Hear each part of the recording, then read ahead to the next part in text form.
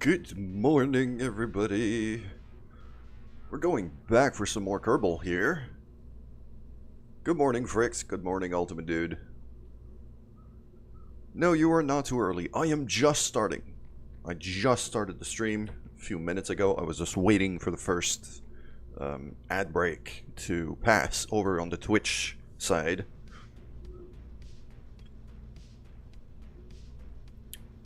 And we're gonna go right back to designing our rescue mission. Here we are.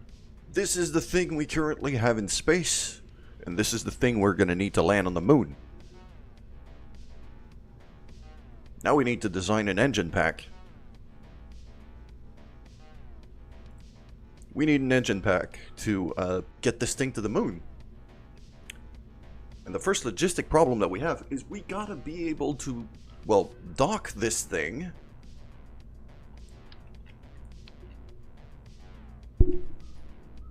in a way that makes sense.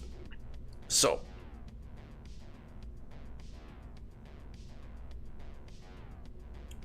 one thing I did notice, we do have a decent amount of RCS fuel. So we'll be able to maneuver something. We'll be able to maneuver something pretty good.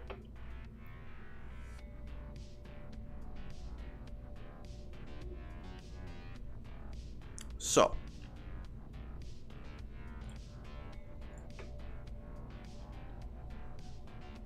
what we're gonna be making here, there's not gonna be the bug one out. Like this whole bit here, I'm really just keeping as a reference. Hafix is just bonking on my soundboard. Good morning.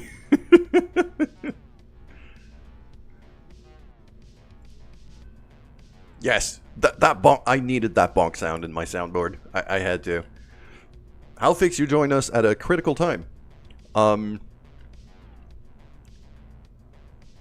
In that, well, yesterday's mission went horribly wrong. So now I have to rescue some Kerbals from the surface of the moon. So that's a thing.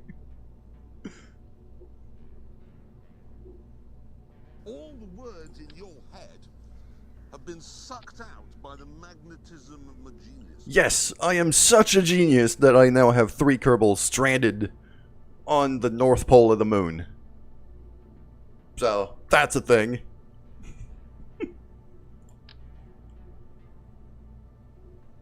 RCS fuel tank. Okay. Alright. So, what I'm going to do here is I'm going to reroute from that to this thing. Okay. It's all part of the genius plan. You're absolutely right. I wonder if there is... They're examining the moon. You're absolutely right. They're taking samples. They're doing science stuff.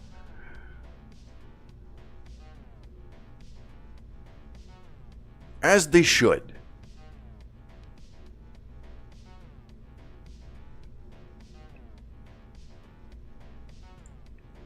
So. Now, the rescue mission is, we're going to explain the rescue mission in detail. I have this thing currently in Kerbin orbit. As you can see, it has landing legs and a pretty extensive fuel reserve. The plan is to land this thing very close to where my Kerbals are stranded. Use this hose to connect it to the ship that is currently stranded, refuel that ship to allow them to fly home.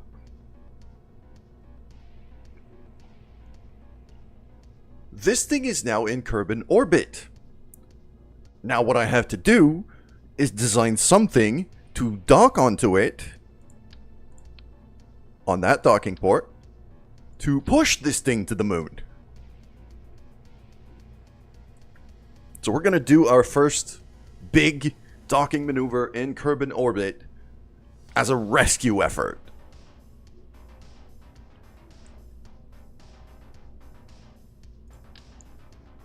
Okay, this is too small.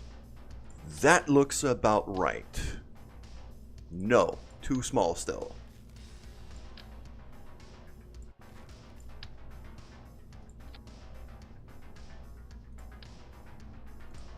Okay, I'm gonna have to go for a smaller RCS tank.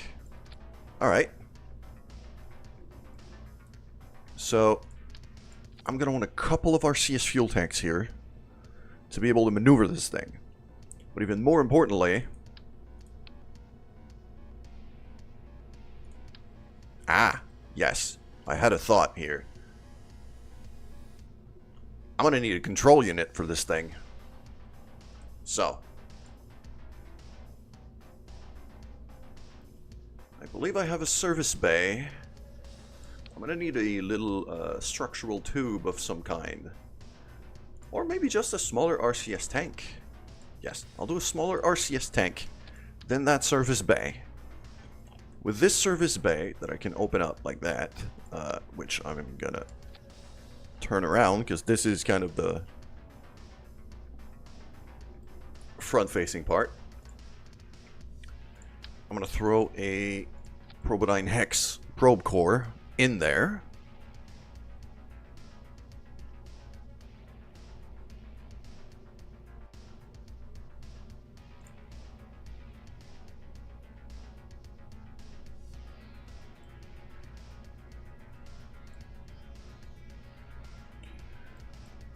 So that should do. Then what we're going to do is I'm going to throw a battery pack as well.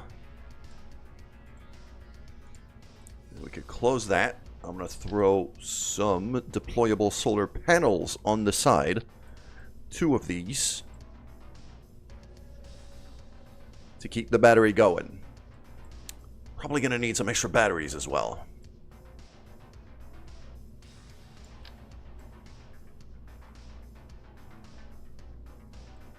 I'm going to stick a couple of these Z400 packs here. They do hold a pretty significant amount of power. So we should be good with this. So.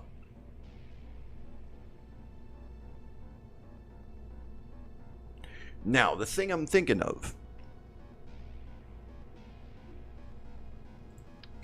I have a lot of RCS fuel here. I don't think I need it. Because what I want... Okay, let us design what the engine is going to be. Good morning, Cameron. Juno New Origins better? Maybe. I haven't tried it. I probably will at some point. But this is not what I'm doing this morning.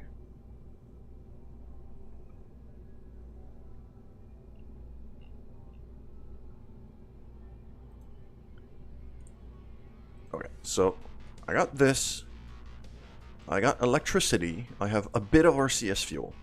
Now, what I need is an engine that can give me there or thereabouts 2,000 delta V or so to be able to get this thing into low moon orbit. And then I'm going to need a delivery system for that.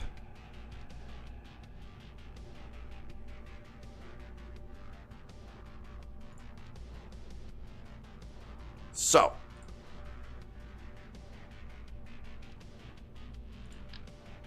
let's say I do something like that with, yeah. If we do size 18 here,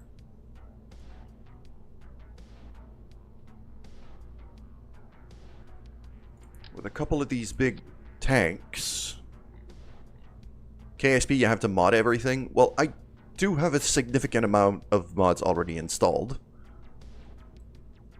And I'm actually using a lot of vanilla parts. I could do a lot of things with the vanilla parts. The skiff engine is too big for this. Might go with a cheetah. Okay, that's 5,000 That is 5,000 Delta V. Which should be more than enough to get me to the moon.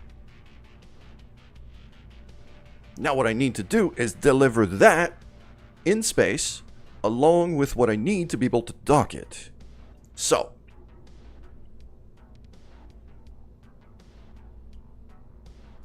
one thing I am going to do is add some extra RCS fuel to make sure I can maneuver this thing. So, one extra RCS tank. And now we're going to have a look at our center of mass, which is right there.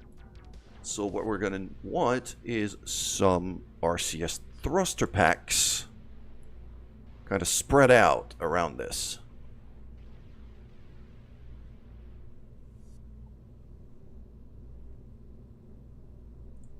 So I have a row of them here, and then kind of equal distance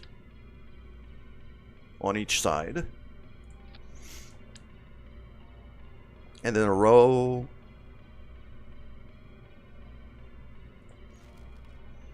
Actually, you know what? I can just spread them out a bit more. Okay. Just like that. That should be enough, honestly. Like, I don't need anything super fancy here. Aren't reaction wheels better than RCS? They are? For certain things. It depends. I am going to need reaction wheels. You're absolutely right about that. But they're not better than RCS for what we're doing here, because what we're doing here is a docking maneuver.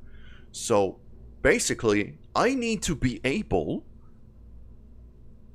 for the ship to go that way without rotating once I'm lined up with the docking port. So I need to be able to move the ship like that while still having the docking port pointed at the other docking port. Which is why I need RCS. One thing I am going to do, though, is add a big old reaction wheel right here. That's too big. I don't have a size 18 reaction wheel. God damn. Okay, we're going to go for the smaller ones. But I'm going to throw 2 of them in there. That did move our center of mass up a bit, so the RCS thrusters are going to have to move up a bit. There we go. Okay. So this is our payload. This is what we need to dock onto the ship that we have in space. Now we got to get this thing into space.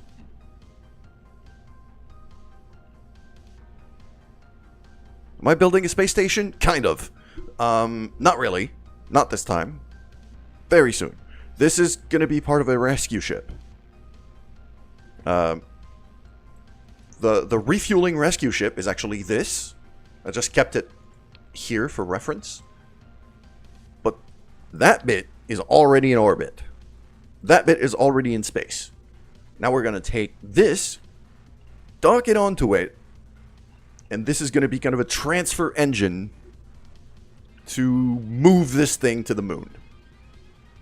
Because we have some Kerbal stranded over there.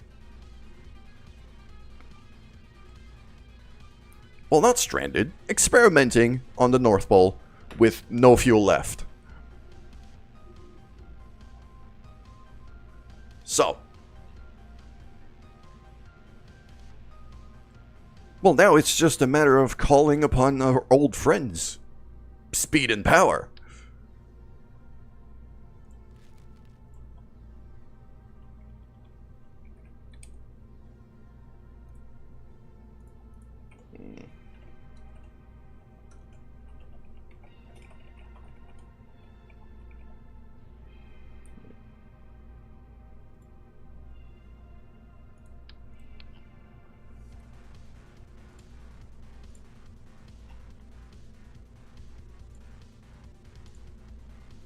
I believe in speed.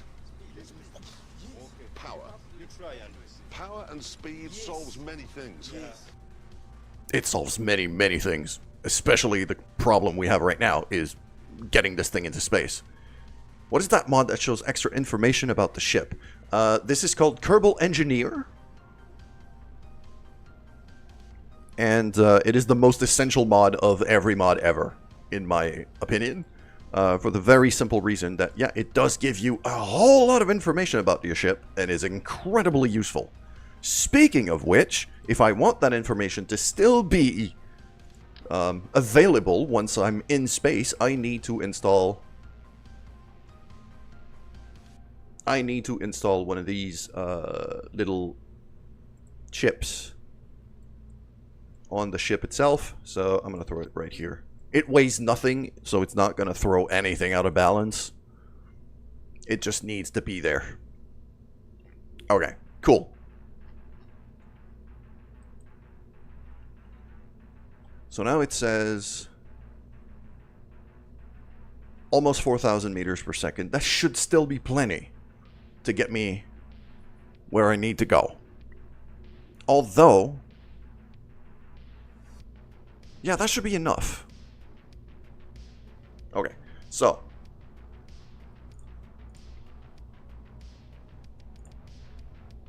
let us start building out.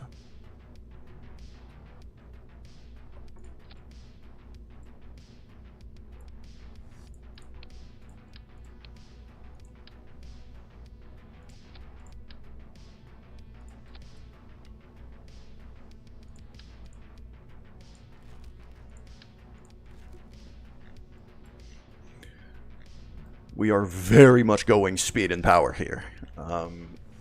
So let's see. Oh my! We've got those now? Oh.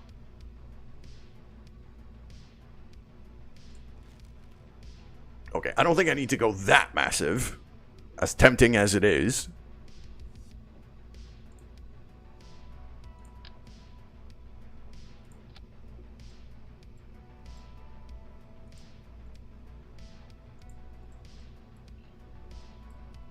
Alright, that is not looking half bad. Now we need a nose cone for that thing. I believe is this one. There we go.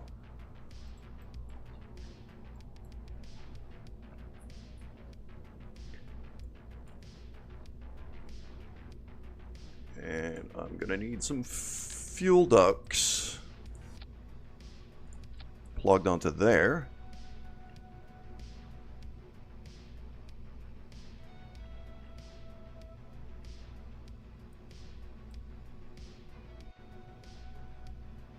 Ah, but I see the issue.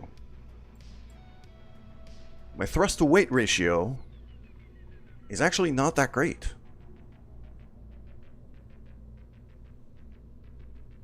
I forgot to install the more tech tree branches. Yeah, I mostly modded for like quality of life. So information and science things, like mods that would gather science experiments easier. Especially when you're flying. Like if I'm busy piloting something, I can't really be bothered to click to trigger an experiment. So I have a mod that does that for me. Okay. Now the problem that I have is my thrust to weight ratio. This ship is technically too heavy for the size of these engines. It's not even going to take off. So I need something more powerful than that. These will do quite nicely.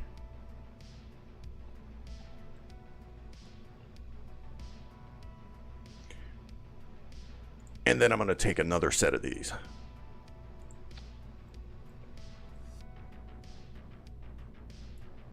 Good morning, monkey. How you doing today? And I'm going to plug that into there. So we have that absolute friggin' beauty.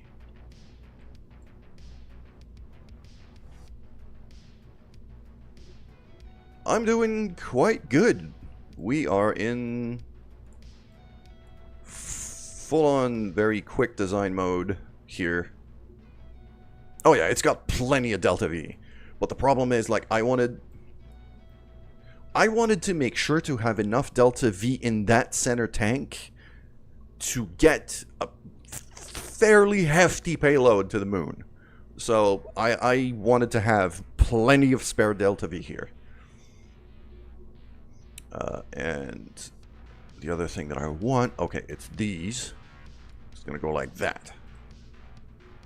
There we go. Okay, that should work quite nicely for what we need here. I'm gonna throw some winglets for atmospheric maneuverability here. Got a couple reaction wheels that should get me plenty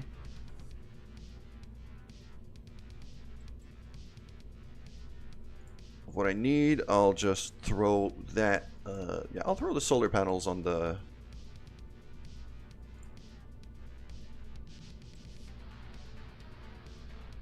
Actually, no, I'm not gonna do that on the lights.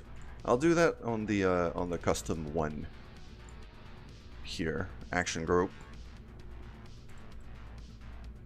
So that should do quite nicely.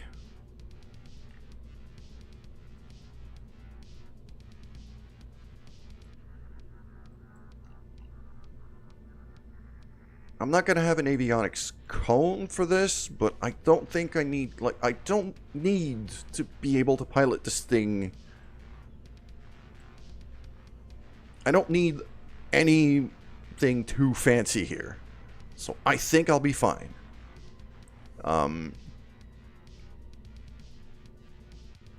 Yeah, that's good enough, at least for a prototype for first try.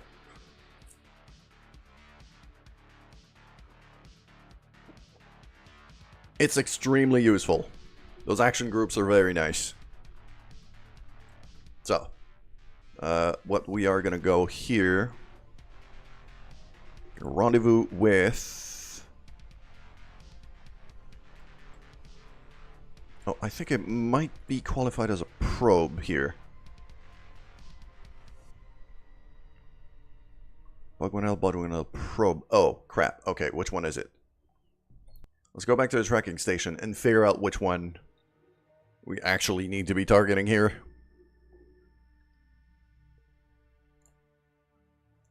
That one might just be the avionics cone I detached.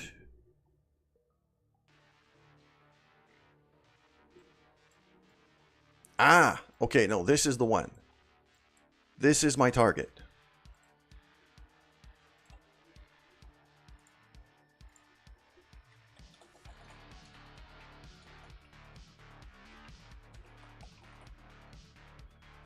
There we go.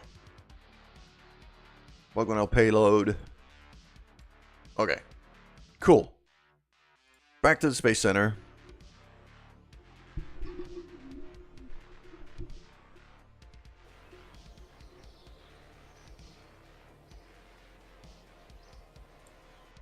And then in the tracking station, now, yeah, this is the payload, which means this thing is just the little,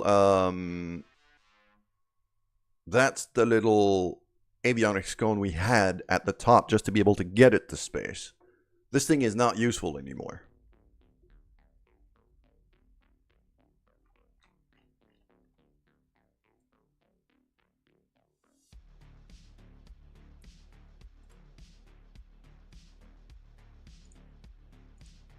This thing is not useful anymore. So I could, theoretically, destroy this thing. Yep. It didn't have any crew, so this is fine. Do you have a maneuver plan for the comms relay? I'm honestly going to skip that. It's that probe here. I wanted to get it in the more polar thing. Right now I am not focused on that at all, so I'm not even gonna bother. Okay.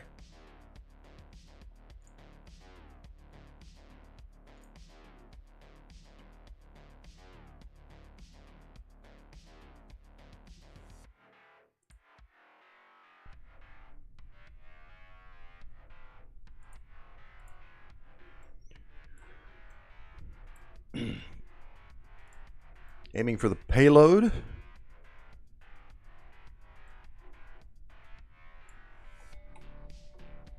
Full power. Here we go. I did not even brace these external boosters at all.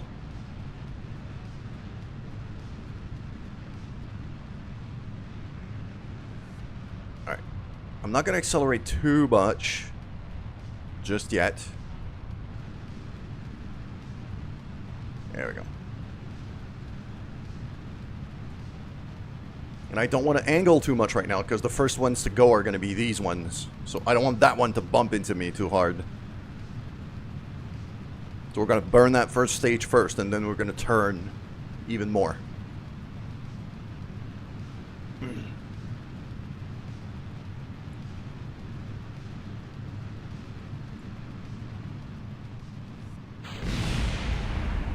Well, that was a problem. It didn't explode my ship, though. I'm good.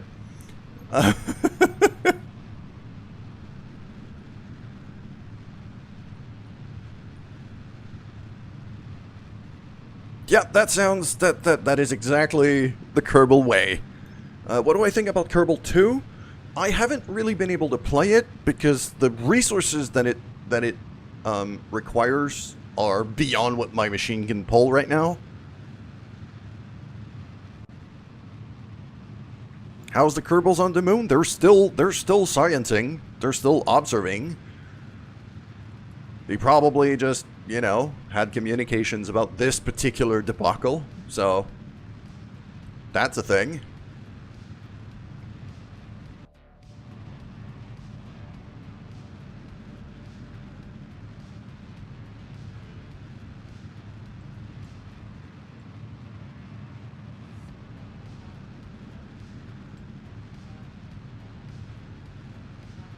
There we go.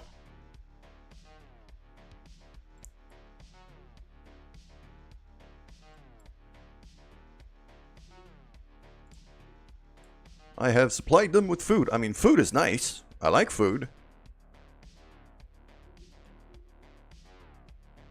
It's probably going to take me more than 2-3 weeks to get there, though.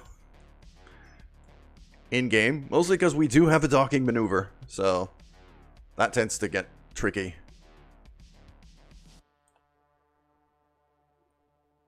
That's too high. Okay. We're going to have to readjust our orbit sooner than later. So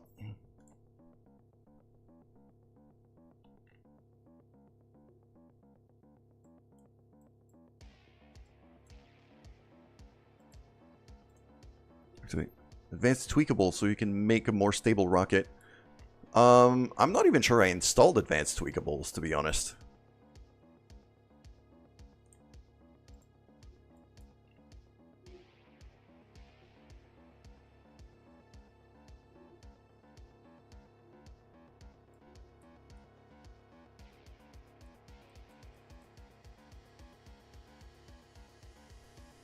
Okay.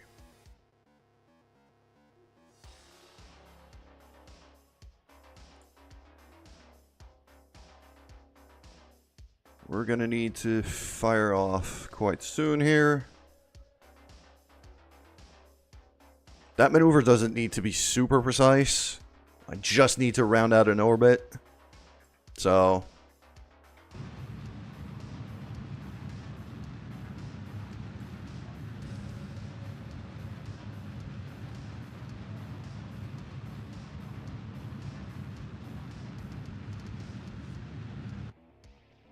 Alright, you know what I'm going to do is I'm actually going to...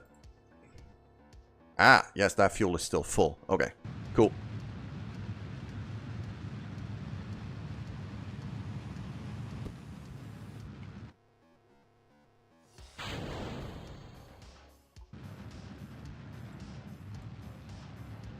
So, beautiful separation going on here. Stick to prograde.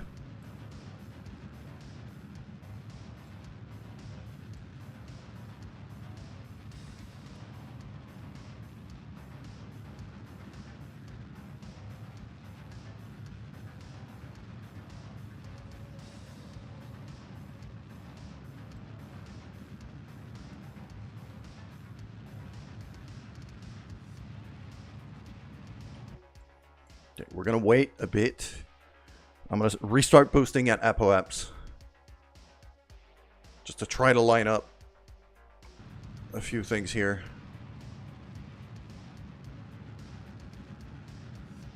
There we go, that's an orbit. So now it's gonna be a matter of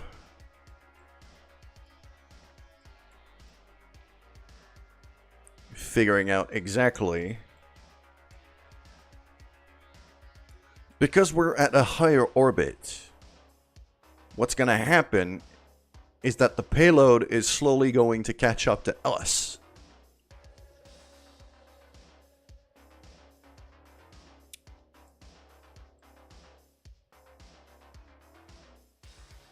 Is there any place where the orbits really cross over?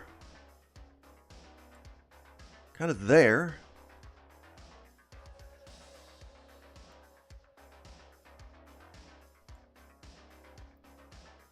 Our orbit is a bit wonky compared to the target, so I'm just going to do a slight maneuver here.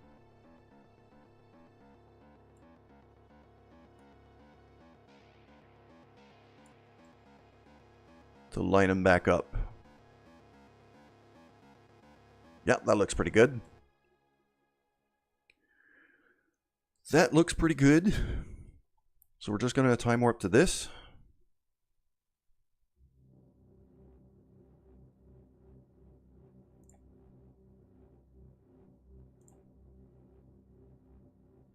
I don't care about the comms relay maneuver. I can completely ignore that for now. This is not urgent.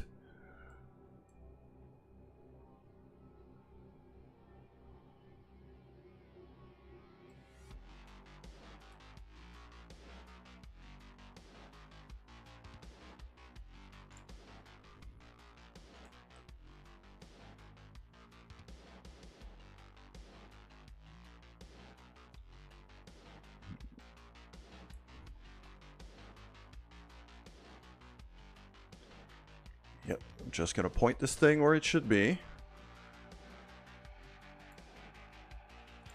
Wait, why is it there? Oh, because that's where the descending node moves. 0.1. That's about as good as I'm going to get.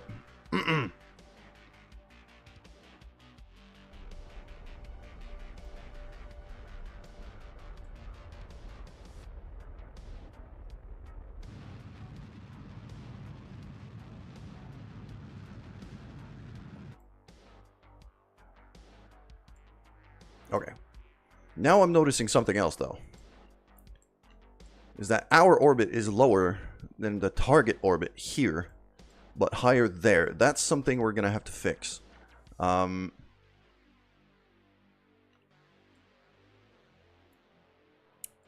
what I'm going to do is over here, I'm actually going to accelerate a bit.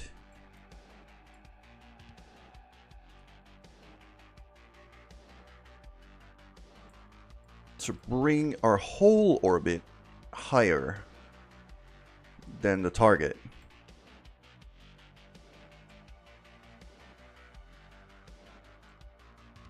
And the other thing that's going to be very convenient is it allows us to line up our closest encounter point, which is going to be there, that orange dot,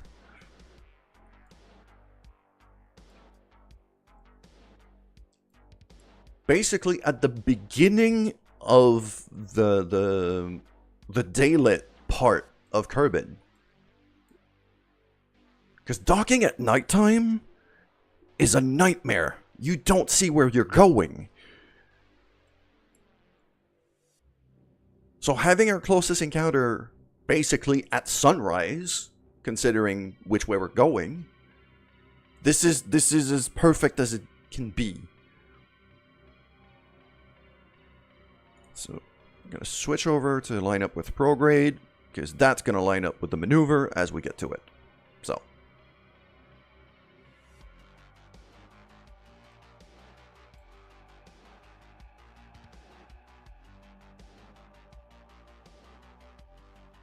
Don't care about that one.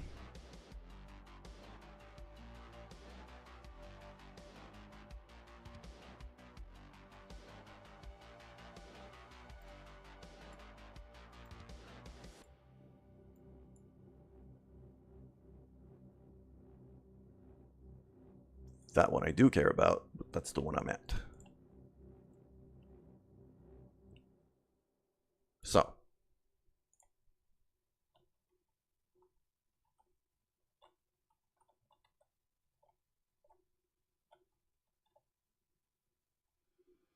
There we go.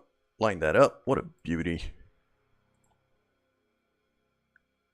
And even if I'm burning fuel from this engine right now, I don't really care because on the target, we still have some fuel left that I'm gonna transfer to this engine, and that should be plenty. Okay.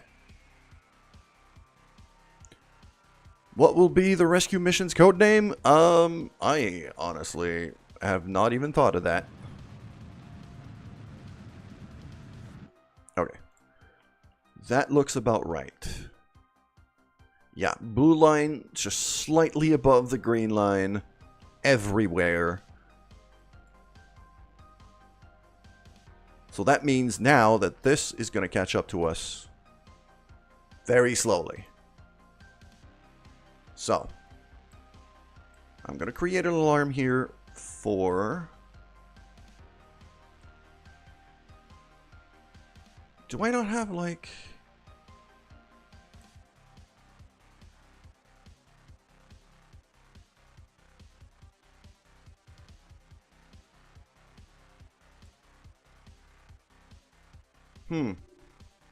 Alright. Not gonna do it yet. So, the only alarm that we have to care about right now is that lander over there that's on its way back from Min-Miss, which is going to enter atmosphere at some point. But other than that, this is the only ship we really care about. So, now, we have a separation of 1395 kilometers. 1428, but it's coming this way. Okay. So what I'm going to do is I'm actually going to warp a full orbit.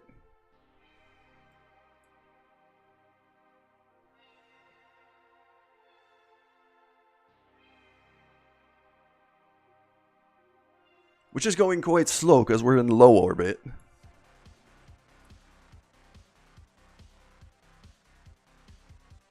But if we look at how much this dot moves, once I pass the lower dot, yeah, it's catching up to us quite quickly. So after only a few more orbits, it will be quite close.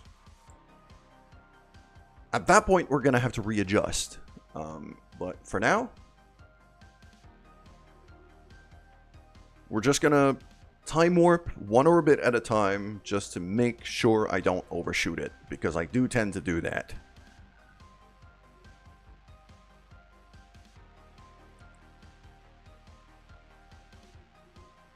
Operation Eater. I'm fine with that. Yeah. It's as good a name as any.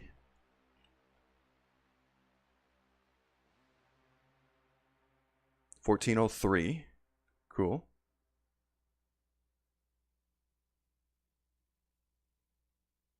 As you can see now, the two orange dots are getting closer. Can I focus on... Yeah, I'm just going to focus on Kerbin for now.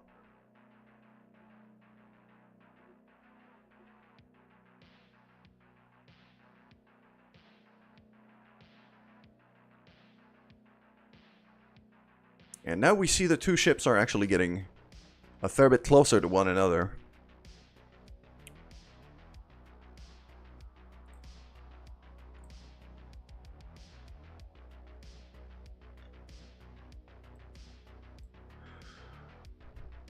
$696. Okay, so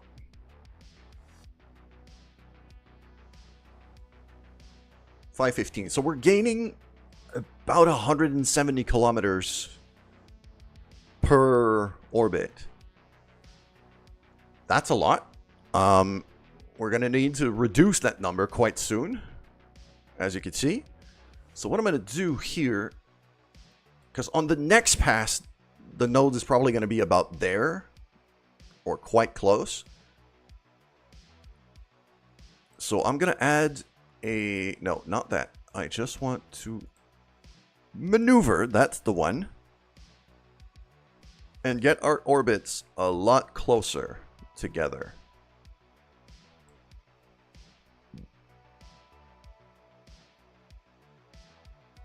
Maybe not that closer.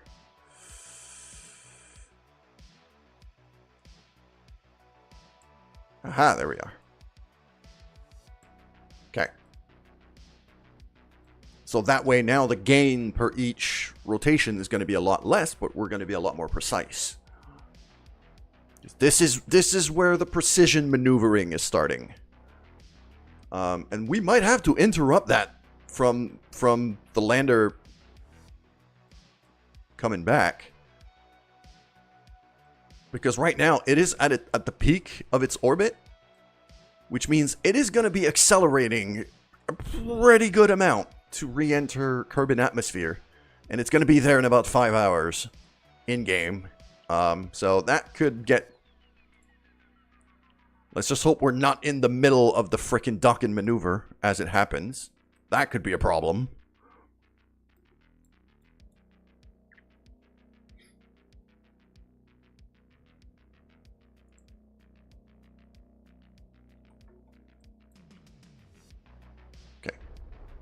Going to do very slight maneuvering here. Slow throttle. Just feathering the thing.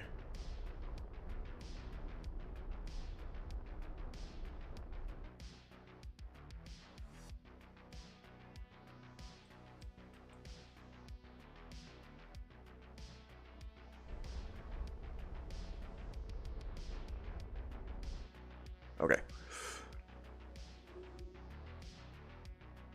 That's about as good as I'm going to get. Now that that's done, I want to see exactly how much separation we are gaining. So we're at 319, goes down to 204. So we're still gaining about 100 kilometers.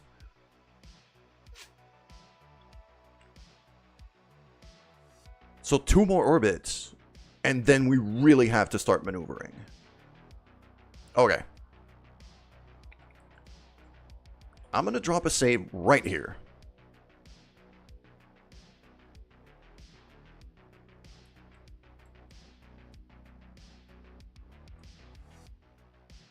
And that little pink vector here on my nav ball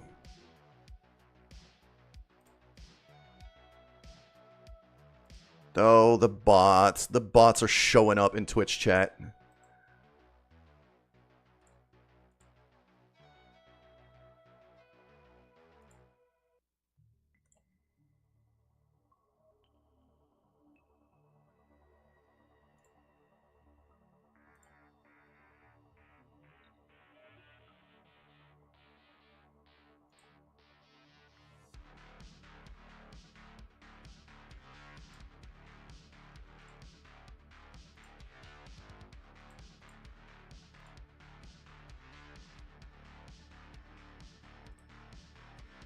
Okay. So as we can see on our little nav ball here, the pink symbol points us directly at the other ship. We're going to want to start doing that once we're close enough. So let's go for one more orbit here.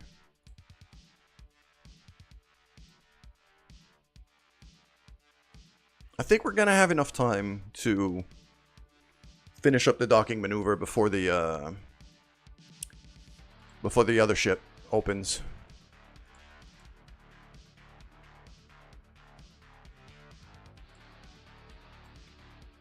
Okay.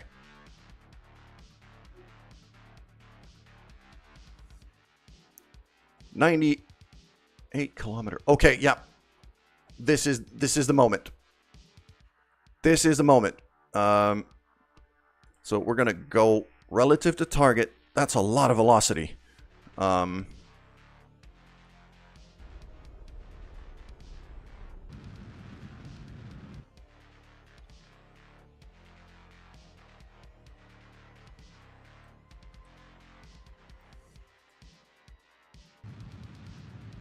Why? No.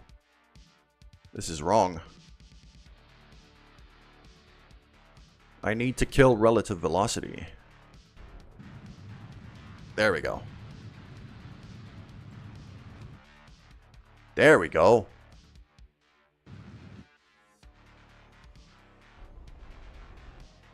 Okay, a bit too much.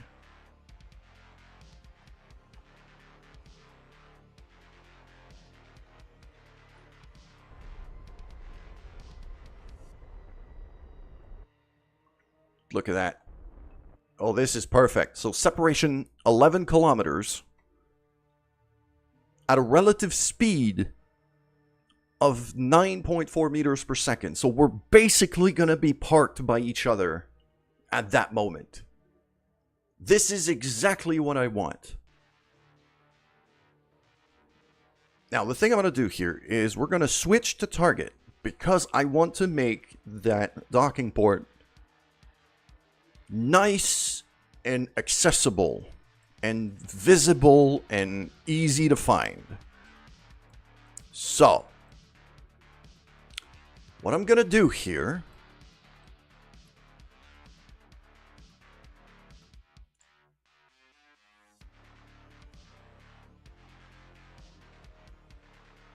is we're going to point this thing retrograde. I am reading chat, Slav. I'm just a bit focused on the current maneuvering I have to do. And then we're going to point that here kind of straight north.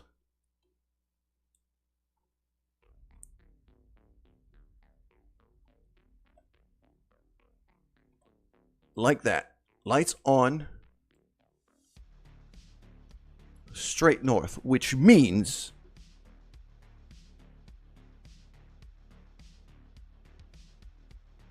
that if I have the transfer engine pointing straight south, we're going to be mostly lined up, and then it's going to be a matter of horizontal movement just to line the docking ports up.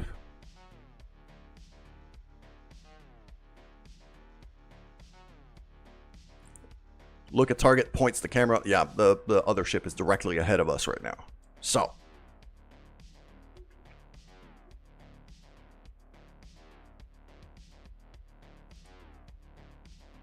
We're going to switch back to our target.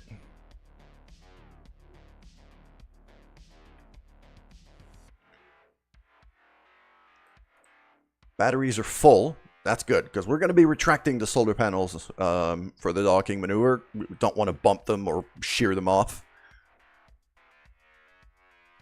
So we're going to maneuver, we're going to warp all the way to here. And then we're going to start really maneuvering this thing.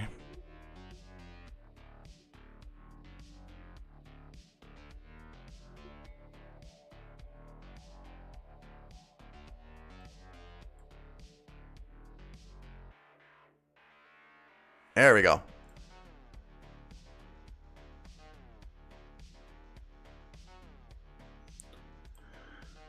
Now, I need to get closer to our target here. So what I'm going to do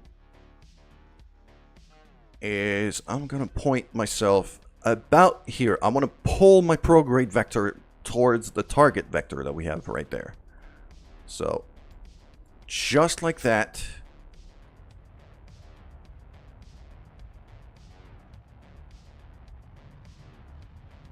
Okay, now we're basically going straight at it. But we are going a fair bit faster than we were before. So I'm gonna wait until we get closer. At about, let's say, 3 kilometers-ish, right before the physics engine starts kicking in. And then we're gonna retract the solar panels and boost to slow ourselves down relative to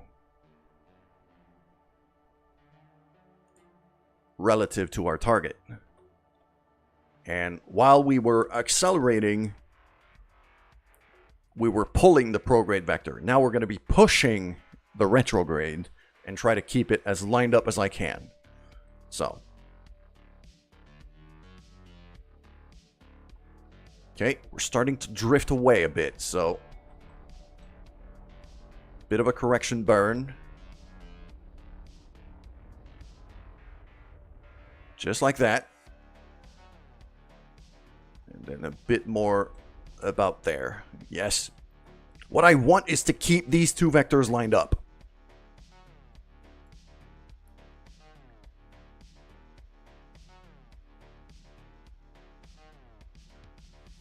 Okay. Gonna have to re-accelerate towards it. Slow down too much. Solar panels retracting.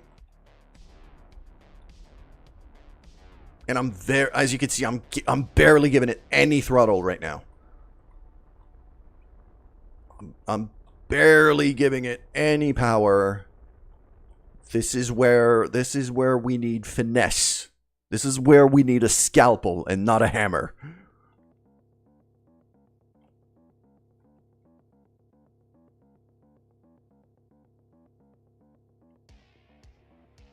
Okay, gonna time warp a bit just to see. Yeah, we're still getting closer.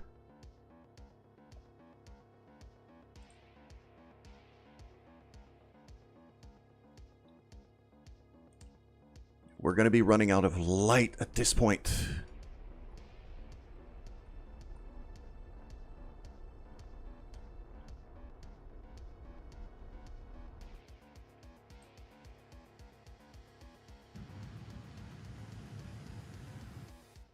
I need to get there faster, so there we go. It's gonna be a bit of a waste of fuel, but I believe in speed. Power. Power and speed solves many things. it solves many things. But this one is it needs a controlled appliance of speed rather than all-out power.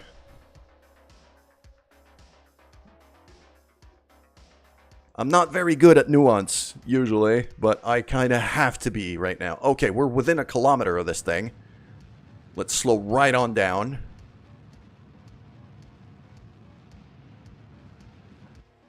Okay, 3 meters per second is about as good as I'm going to get. Now, I want to point this thing straight south, which is right there.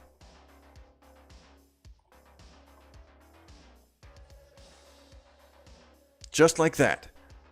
Then I want lights on. I want to go to docking mode, enable RCS. And now we kind of need to get above it because we know the docking port is pointing up north. So, let's get above it.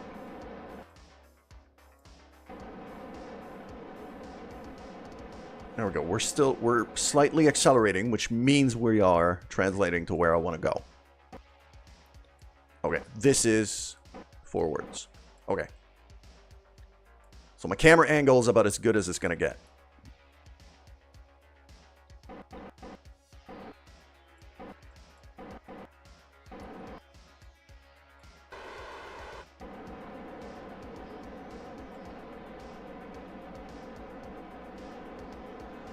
Need to slow down here.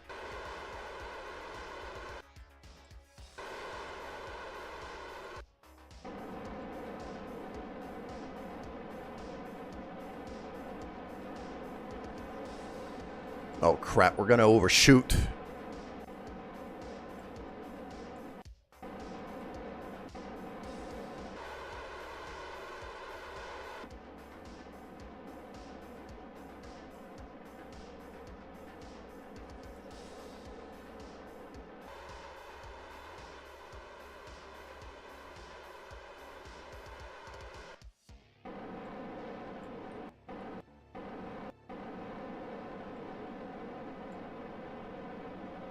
All right, we got this. We got this.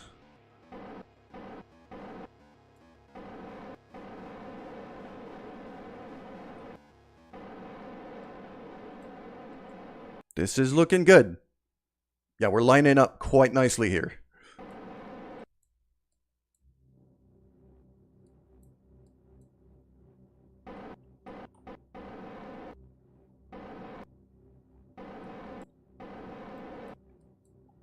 Steady.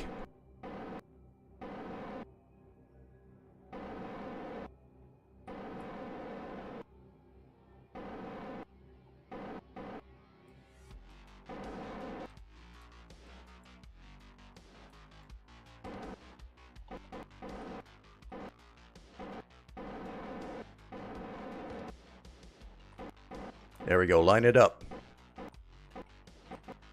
Okay. Let's get a bit closer. See how we line up here. Bit off. I'm a bit off to the side.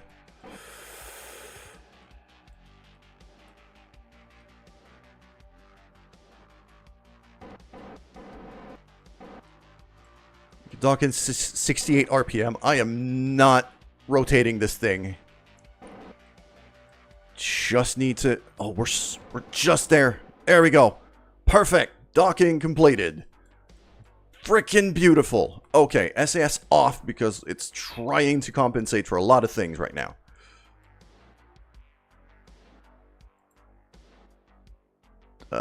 We control from here.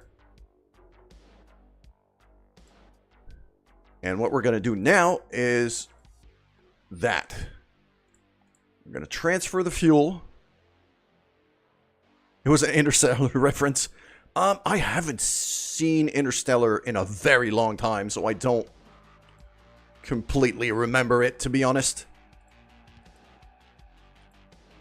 No, it's that one. There. Out, out.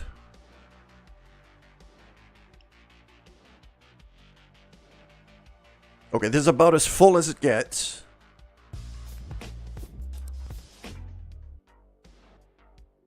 Hello, Baka. Thank you for the follow over on Twitch. Appreciate that.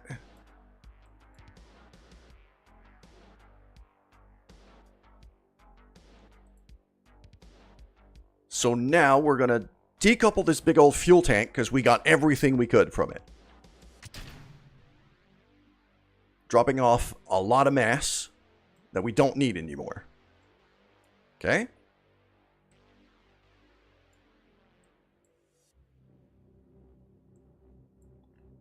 So.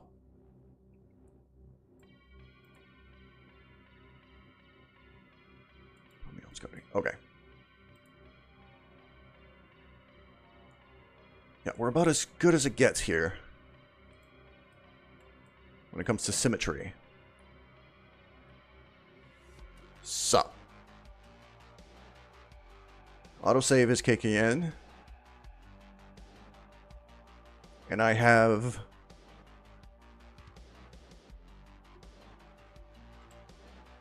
about 3,800 meters of Delta V to push this thing to the moon, although the game is having issues right now.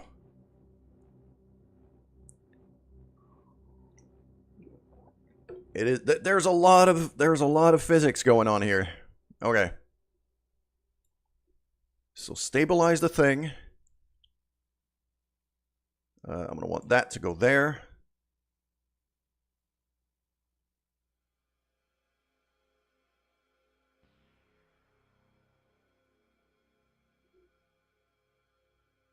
It's taking a bit too much loading time. Yeah, I might have too many mods here.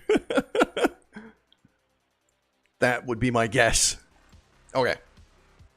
There we go. 4288.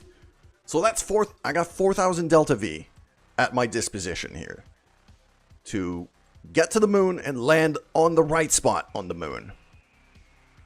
So now for type selections, we are going to the moon.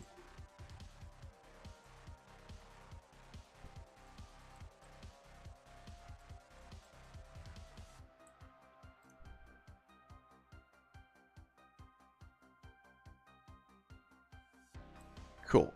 This thing is now what controls it. Yeah, it's not laser cannons. It's just solar panels. But it looks cool, so I'll go with it. Control from here. There we go. We are not in docking mode anymore. Okay.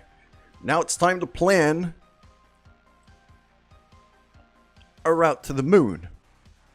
Operation Eater is officially in full swing.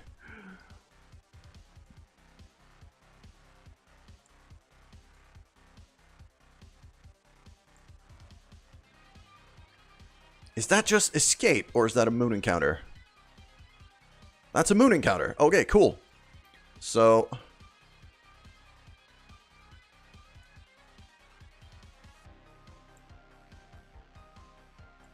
okay, we're gonna go like that. I'm gonna want to kind of station myself in very, very high moon orbit. Just to be able to line things up for the least amount of fuel cost.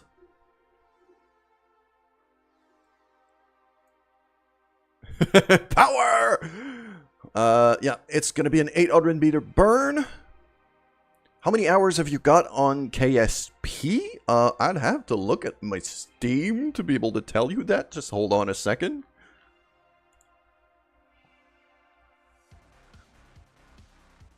About 710 hours, if we count right now.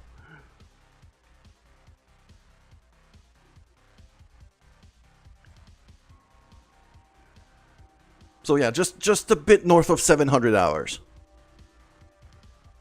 Yeah, the lander codenamed Chunker has very little fuel left. It has still a tiny bit, but barely. Which is why we're sending this thing to refuel it. So let's point this thing at our maneuver node.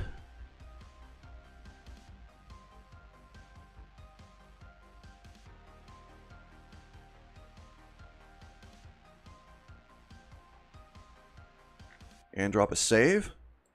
And now we're just gonna warp over. I'm keeping an eye on Lander 1 here.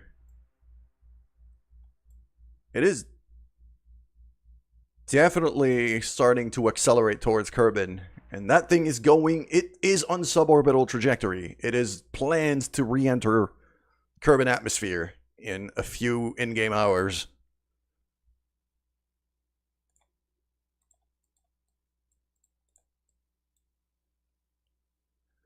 So this is going to be a 3.5 minute burn. Because the engine that we have over here is not very powerful. It is very efficient, but it's not very powerful. So... what do we want here? At 3 minutes 40...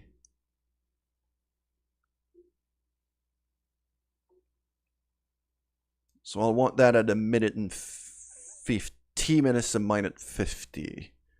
So in 10 seconds from now, we're boosting. 9, 8, 7, 6, 5, 4, 3, 2, 1, and boost.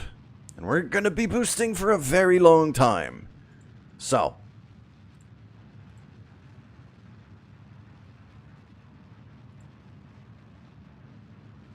we are also leaving the other engine behind as just debris.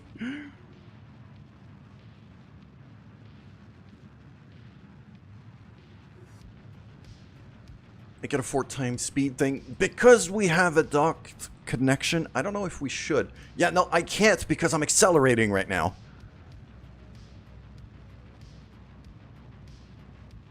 I cannot time warp while we are under acceleration, so I'm actually just gonna have to see through this whole boost.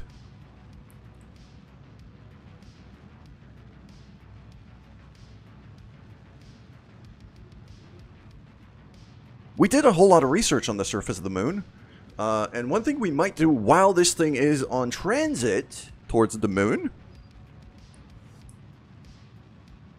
even the soft time warp doesn't work, like as you can see. It won't go while we're accelerating.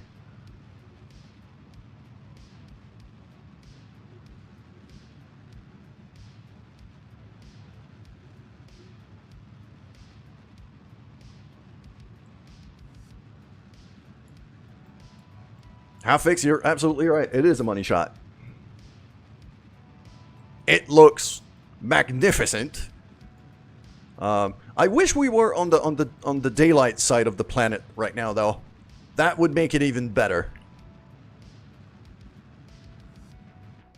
But I needed the daylight side of the planet for the docking maneuver. I did not want to dock at night. It makes things a lot harder to line up.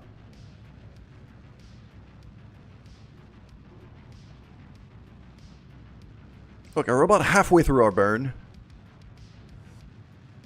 We'll be able to check the lander once we're done accelerating. I cannot unfocus from the ship while we're under acceleration.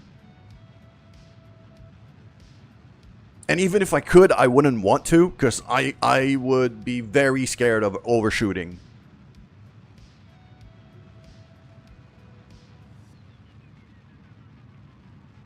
Yeah, that little skiff engine is one of my favorite in the game. Especially for vacuum maneuvering, for deep space maneuvering, because it is very efficient. It gives you a lot of power for very little fuel usage. It's a lot less powerful than some engines. Isn't it more efficient to make like 2 separate burns? Potentially, yes. It could have been a way to do it. But right now, I've got plenty of fuel. And it is a lot easier to pilot if I do it in one go. We're almost done with the burn. So...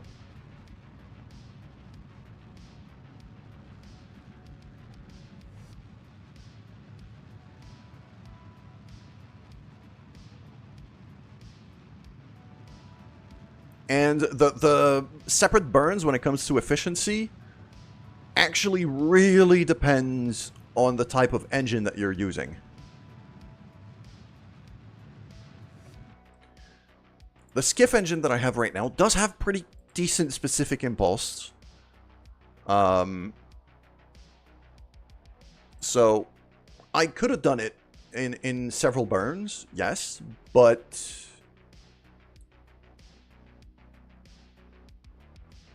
in this particular case, we were able to do it in one go, get us in a high moon orbit. Now it's a matter of lining up to get above the North Pole. So we're going to have that correction burn here in the middle of transit.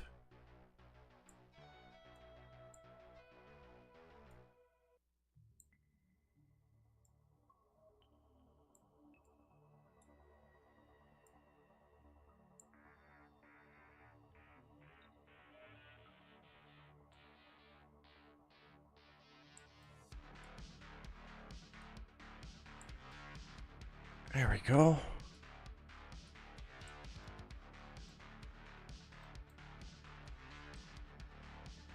I think that's about as good as we're gonna get here when it comes to a correction maneuver.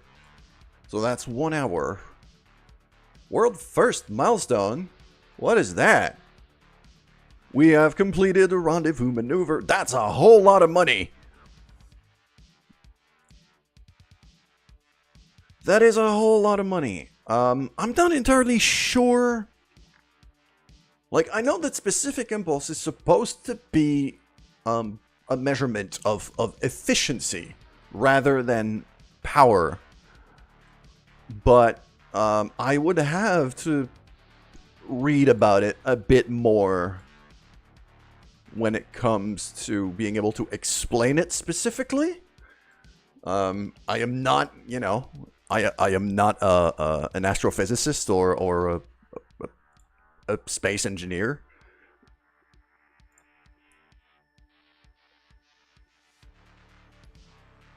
Rendezvous is paying us quite a lot of money, so I'm very happy about that.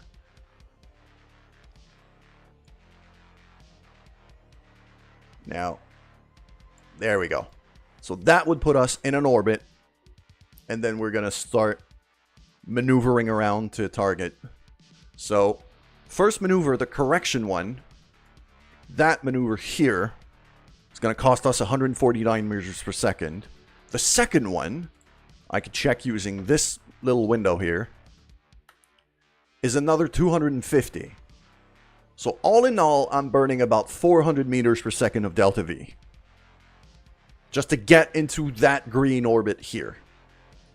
That leaves me with about 3,000 meters per second of delta V to maneuver us exactly where I want to be.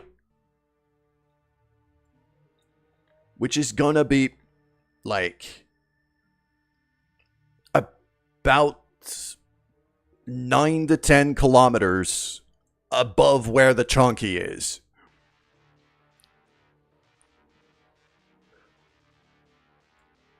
That is plenty of fuel.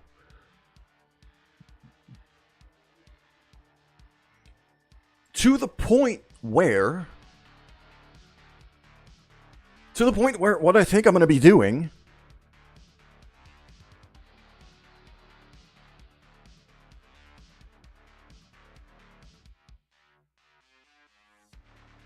Chuckard is a proudest moment, one of our worst tragedies. Yeah, it is kind of combining to become quite the event.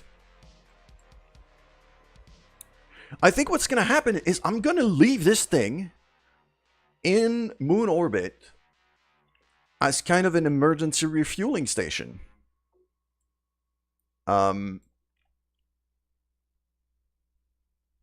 I would very much like to have... Okay, I don't have an engineer here. You know, Bill is still on the moon. One thing we're going to do once we take off from the moon is... one thing that we're going to do once we take off from the moon is we are going to rendezvous back with this thing. Because I have a spare one of these winches, if my memory serves me right. No, I only have the connectors. Okay, no, so that... My original plan is not going to work.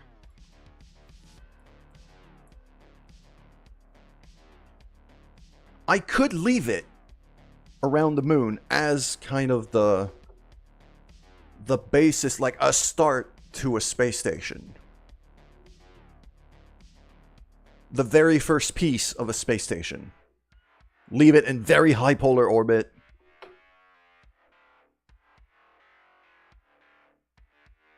I think, yeah. I think that's the way to do it. This is going to be the very beginning of our first lunar space station. Okay. So we are about an hour away. Yeah, as we can see here. So the payload is going to hit that maneuver here in less than an hour. But we can see the lander here is accelerating quite quickly towards Kerbin. So between the moment of this maneuver and the end of this line where we get into moon orbit, the lander is going to be entering the Kerbin atmosphere. So the next order of operations is going to be this burn here, this maneuver. Then we're going to switch to the lander, land that onto Kerbin, and then switch back to the payload to land that on the moon. And we've also got the rover we still haven't done anything with. Downloading SFS. I have fun.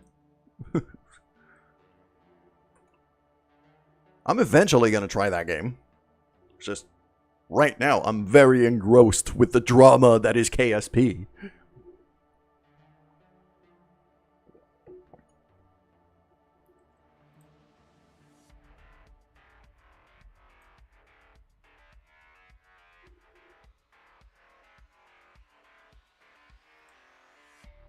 Also, Hafix, I don't know if you're still there, or if you recognized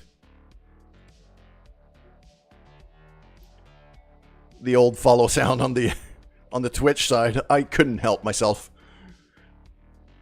I did have to put that jingle as the follow sound.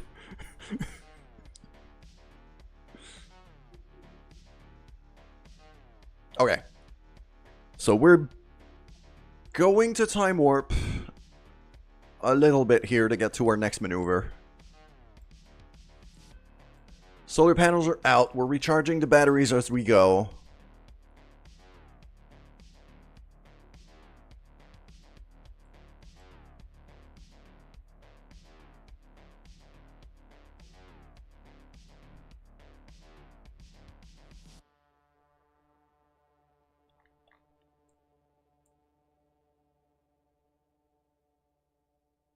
Approaching maneuver. There we go. Okay, so it's going to be a 30-second burn. 35-second burn.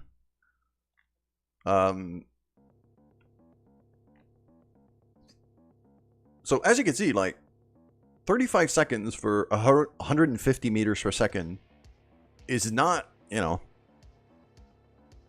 This thing doesn't have a lot of thrust. But it does have... The thing is, it does this for very, very little fuel. So, in terms of the fuel mass that it burns. Okay, so T minus 18 is where we're going to start burning here. And a 3, 2, 1, and burn. This is one of the most important steps. You are absolutely right with that. Look at that line moving up. This is where we want to go.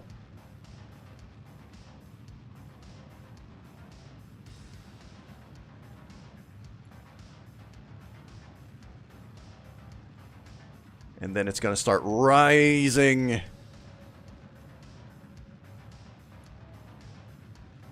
There we go. Right above the North Pole. Come on.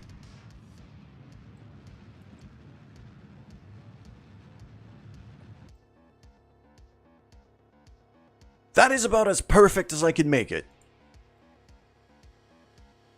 Yep, that is just absolutely perfect. We're right above the North Pole. As you can see, our next maneuver is lined up right above the lander. So, that is as perfect as I'm going to make it.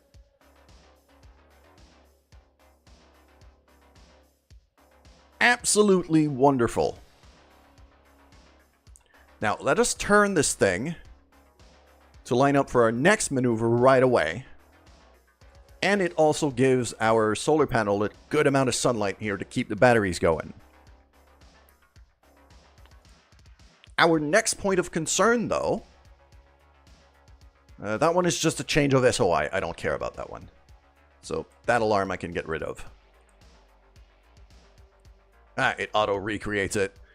Fair. What we're going to do now is we're going to switch to a ship that none of you guys have seen. Because it has been in flight for quite a while. This is my very first light lander. And this thing landed on Minmus. It landed on Minmus. We have Valentina Jonkal and Modded Career currently in there, and they are on their way to re-enter the Kerbin atmosphere. I've gone for a fairly shallow angle here at 50 kilometers in hopes that I don't burn up too much. We have 6 Kerbals in space right now. These 3 are about to come home. So what we're going to do now is close that and retract the antennas. I'm also going to retract the landing gears that I never retracted when we took off from Minmus. The one important bit to notice here is we have a heat shield right there. So what I intend to do is in high atmosphere, we're going to burn off the rest of our fuel and then ditch the engines and decelerate the rest using that heat shield and the parachutes. This should be nice enough. We're also, thanks to that, bringing back quite a lot of science aboard the ship. That is what I would, if I was to give a scientific measurement of it. We're bringing back a shitload of science into this because we landed, we got a bunch of samples, a whole lot of scientific measurements, EVA reports, crew reports. Like, this is several hundred units worth of science that we're bringing back home right here.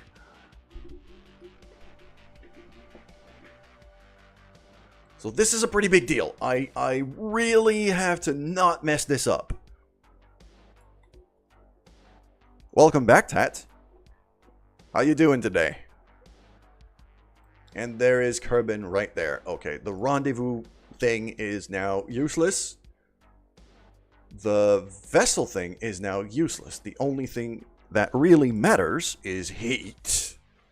The rescue is going quite well. The rescue ship is this one here. And it is well on its way to the moon. As you can see, it is shooting right above moon orbit. And we'll have a moon encounter about there. We have the maneuver plan to be able to get this thing into moon orbit, and it has plenty of fuel. So we're doing quite well on that side. A mission that is now critical is this one. That is the this is the lander that I sent over to Minmus, the further away moon. And it's now bringing back a metric ton of science. And we're about to enter atmosphere. So we're going to time warp until we're very close to entering atmosphere. And we're going to start maneuvering on that. Ideally, I would prefer to splash down in an ocean to make things a bit easier, but I can't really line that stuff up, so we're gonna make do with what we have. Entering atmosphere. Here we go. And oh, we're coming around right above a landmass. This is gonna be an actual landing. It's not gonna be okay. So what I'm going to do here is, ideally, I'm going to try to not ditch the engines, if I can help it, so that I could use these landing gears to stabilize ourselves, because that terrain is not going to be flat. But if I have to ditch the engines, then I will.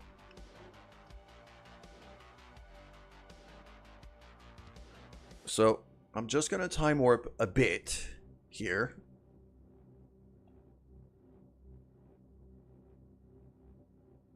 Okay, now we are thoroughly in atmosphere.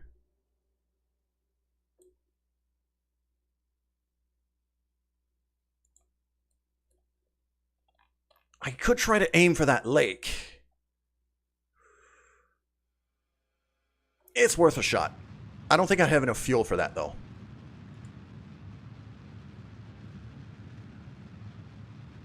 Actually, no, I need to point south.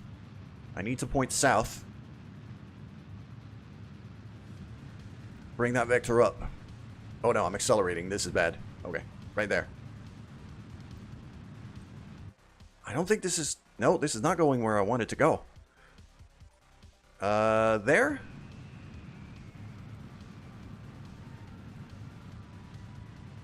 Okay, that looks like it. A bit more. Yeah, we're out of fuel. Okay, this is not happening.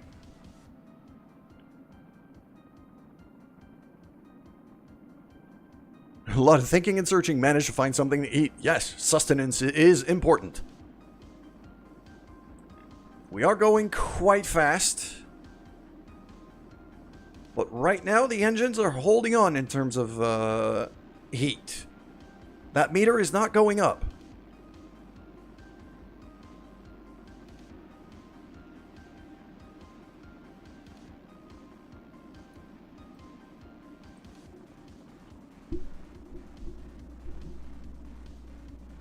We're decelerating quite nicely.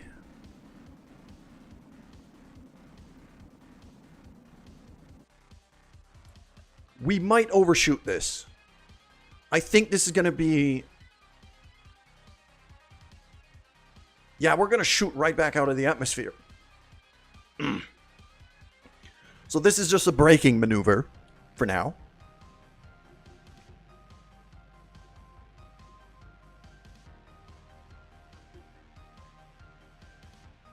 Mackerel and Parmesan cheese. That actually sounds pretty delicious.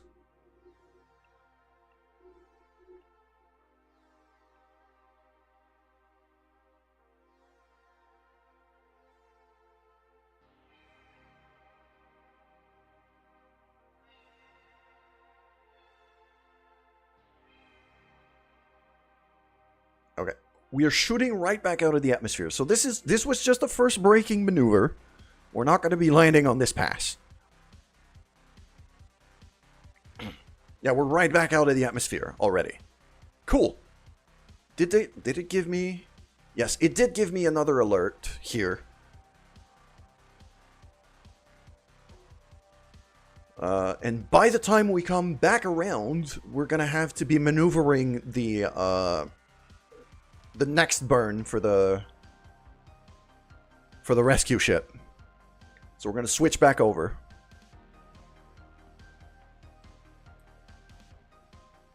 Kerbal Alarm Clock just saves my life in this game, because I like to have a lot of simultaneous flights going on. Alright, Halfix. Go ahead and rest. Have a good night, my dude.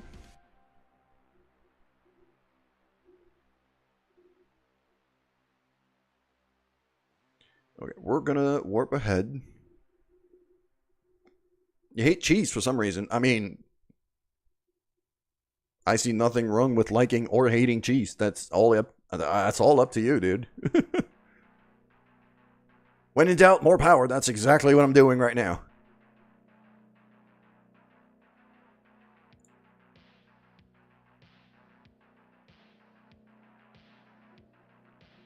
$55-second burn, so it's gonna be a pretty hefty one.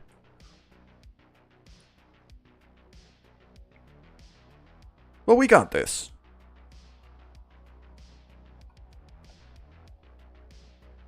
That's going to be 27, 28 second, T-minus 28. Whoop, bit early. Oh, you know what? I could start burning right now. This is fine. Burning a bit early here is not going to be of consequence. We're already lined up.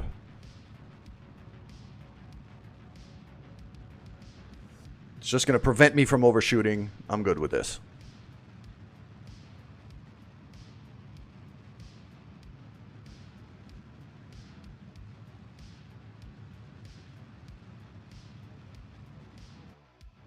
Look at that friggin' beauty.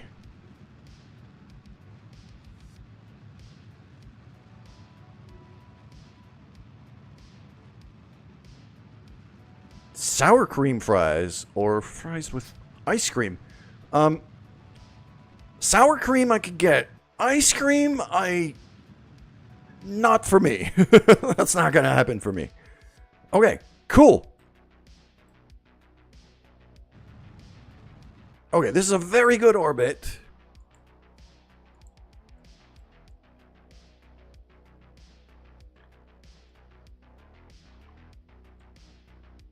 We are looking like $1,000,000 right now.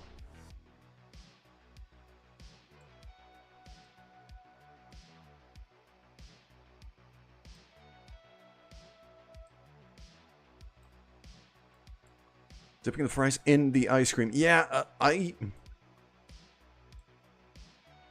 can kind of get it. Like it's the kind of the sweet and salty mix.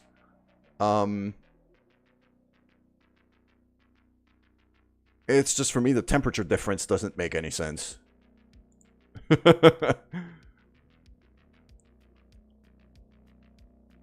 Okay, we are in orbit here.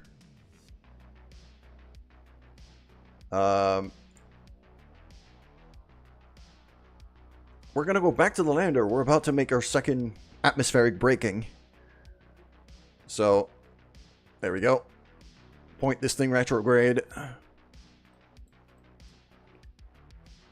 And I am hoping we break enough for a landing this time.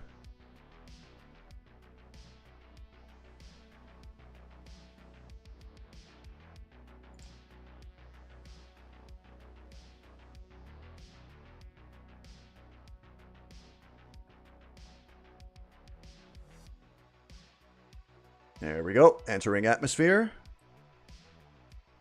We're entering significantly slower than we were before, so that braking maneuver was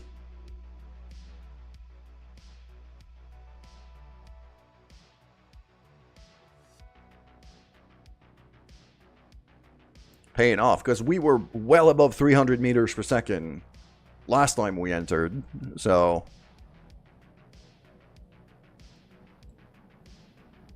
I'm going to keep a very close eye on that number right there, which is the thermal percentage. Because if that goes above 90, engine blows up. So I'm just going to invert these stages so we could ditch the engine if it comes close to blowing up.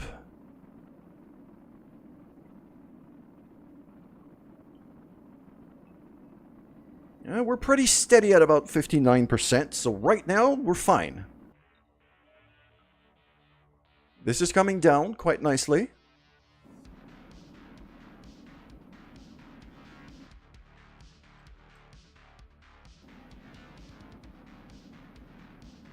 We might not land this time either. I was very conservative on my re-entry angle when I lined this up, because I have so much science in this thing that I do not want to take the chance of it just crashing and burning. I would much rather, you know, progressive braking like we're doing right now, even if it takes a lot longer.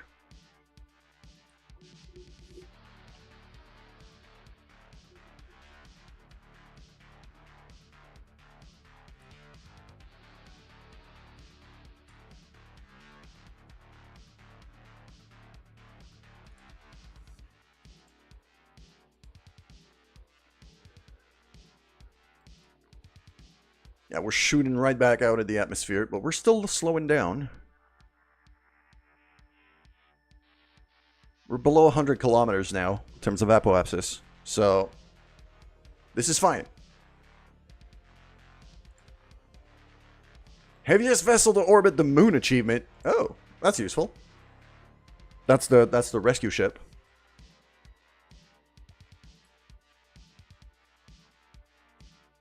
Okay. So we're going to shoot right back out. I think this thing is safe in orbit right now. It could stay there. So we're just going to take care of this lander right away. Just going to time warp right back to re-entry.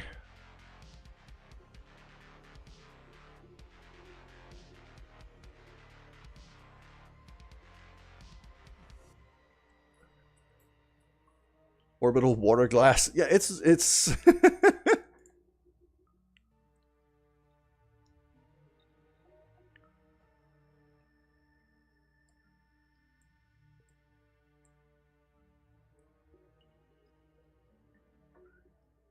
I mean, what it's actually going to become is the lunar space station. So, because that big old engine over there is going to remain there as the first part of a space station. It's going to be the fuel reserve of that space station. All right, re-entering atmosphere here.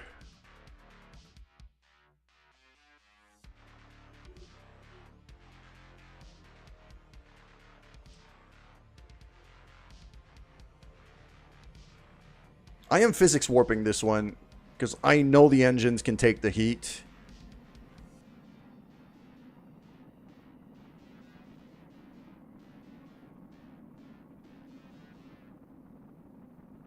Okay, we're gonna have several passes like this, it seems, before we finally land.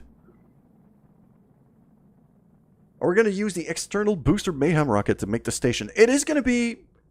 it is gonna be the first part of the station. It is gonna become the first part of the station.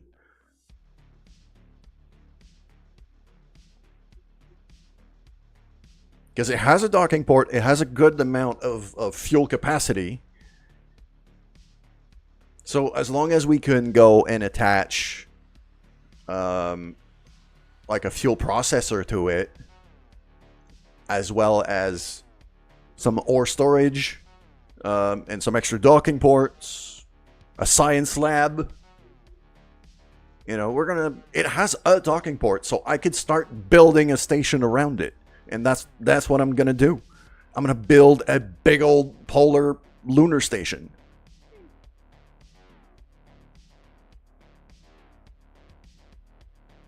Alright, we're shooting right back out of the atmosphere here. And I'm gonna keep time warping.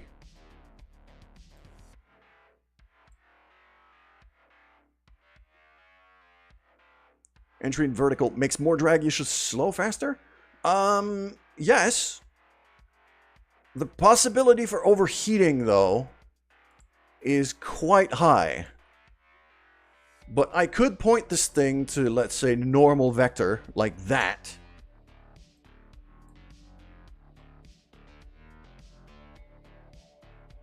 And it should slow down faster. I am going to keep a very, very close eye on critical heat percentage, though, because if it has any chance of overheating... Fricks, I know you are not a patient man. I know you are not a patient person, but, there is a lot of science on this ship that I do not want to lose.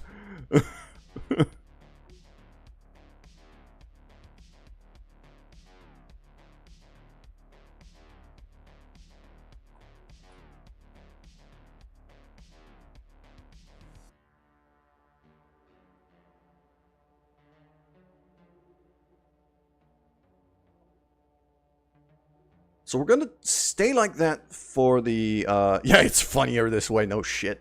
Alright.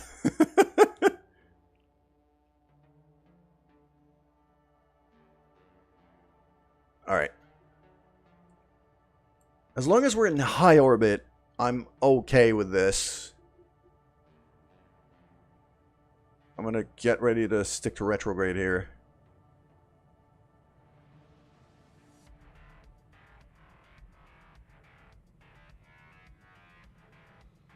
Nope, nope, nope, nope. I was seeing that heat percentage going way too high for my taste.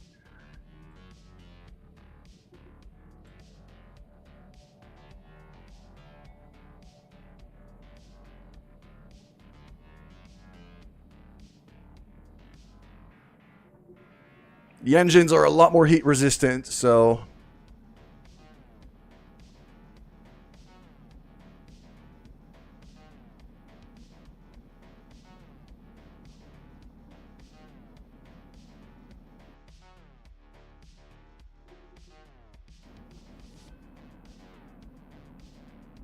The thermal gauge was barely orange, yes, but what was overheating was scientific equipment.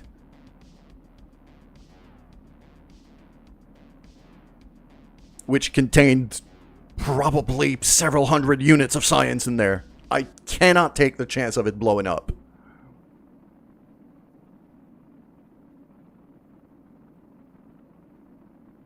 Even if it means I'm getting an extra pass.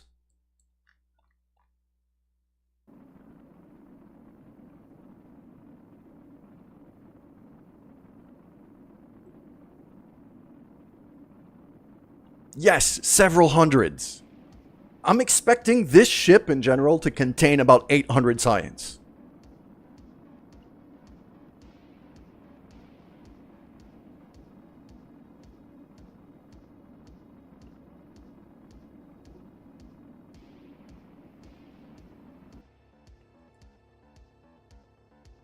Because that ship was my first landing on Minmus. while flying over basically every biome of Midmiss, because I was in a polar orbit.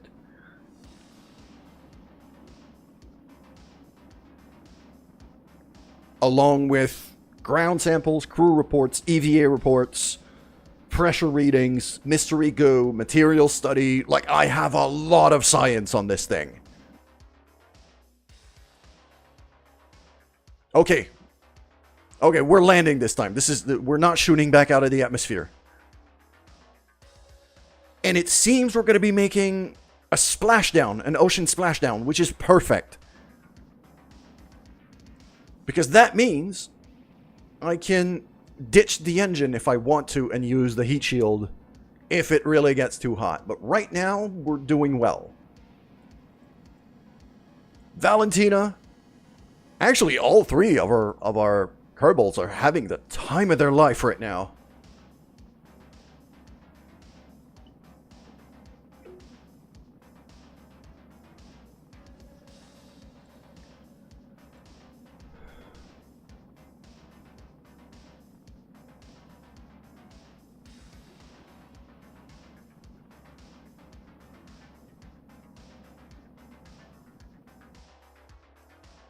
Yep, we're splashing down.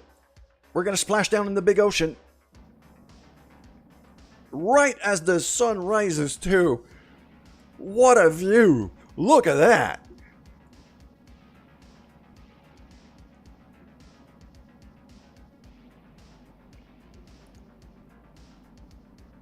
Thermal percentage is below 50% right now. We're just fine. The problem might be once we enter lower atmosphere, but at that point... Yeah, this deserves a screenshot. You're absolutely right. There we go.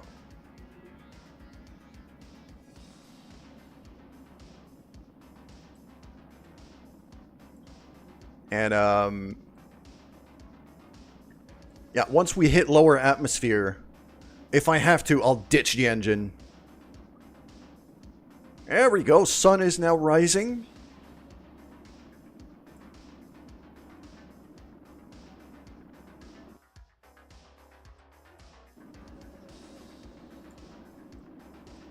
We're about 40 kilometers overhead. With the moon in the background too. That is great.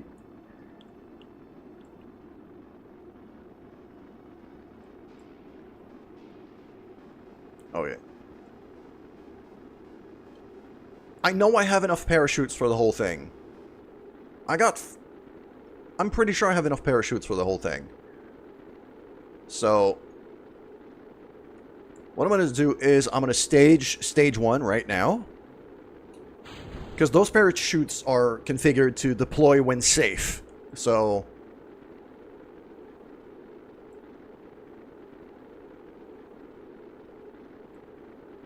because they're configured to deploy when safe, I could totally do this. Heat levels are still manageable.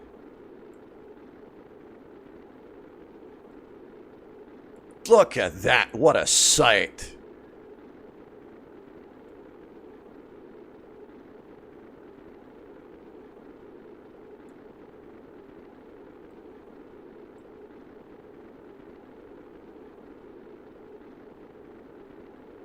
We're coming in nice and shallow.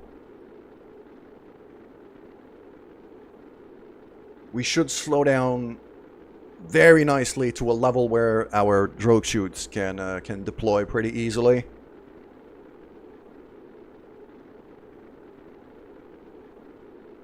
Heat levels are actually going down because we're slowing down enough now.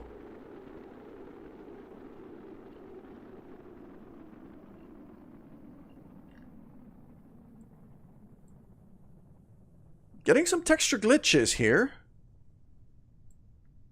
Oh, I think I kicked in an overlay of some kind. I must have hit a...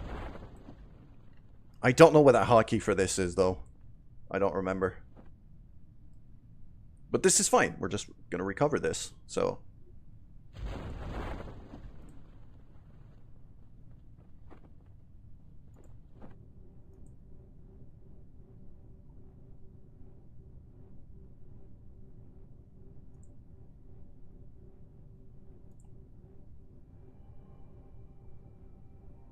And we are still sticking to retrograde vector here.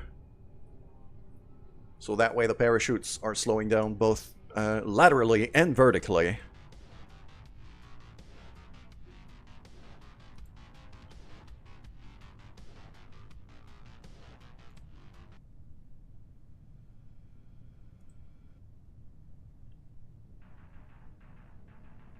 I would like to have a song that hasn't played on that playlist yet. Let's do this one. There we go.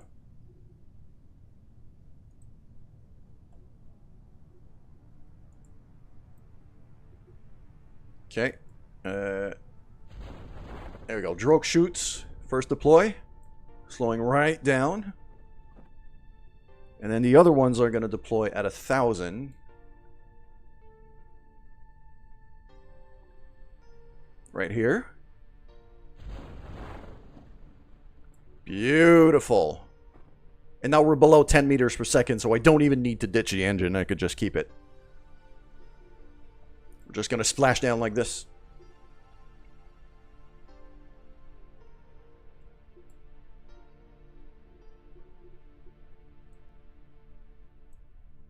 With the moon and the sun and that soundtrack.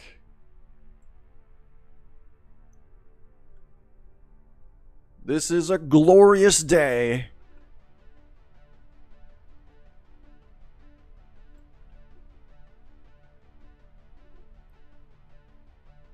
As 3 of our absolute heroes finally come home.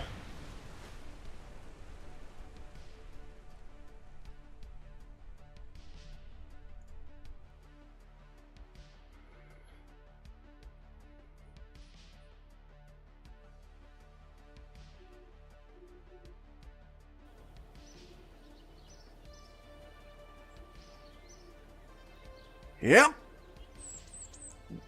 That's 1,000 science earned. There was 1,000 science on that ship. This is why I was very, very conservative with my entry angle. 1,000 science. I have 1,200 now, but it is 1,049 science earned, as you can see near my cursor here. So there was 1,050 science on the ship.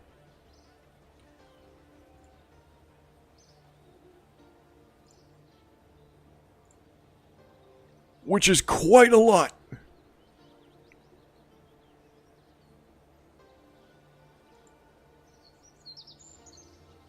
Cool.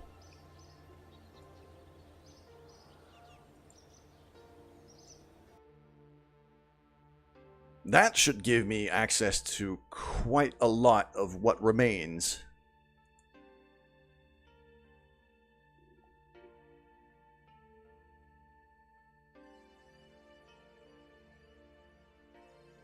And now it is time to plan our rescue landing. But before we do that,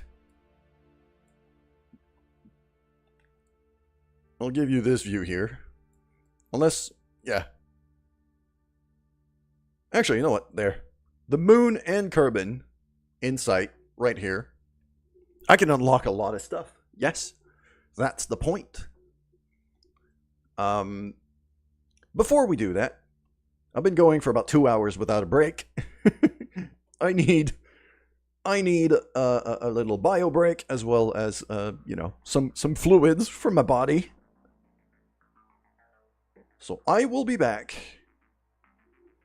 in just a few minutes.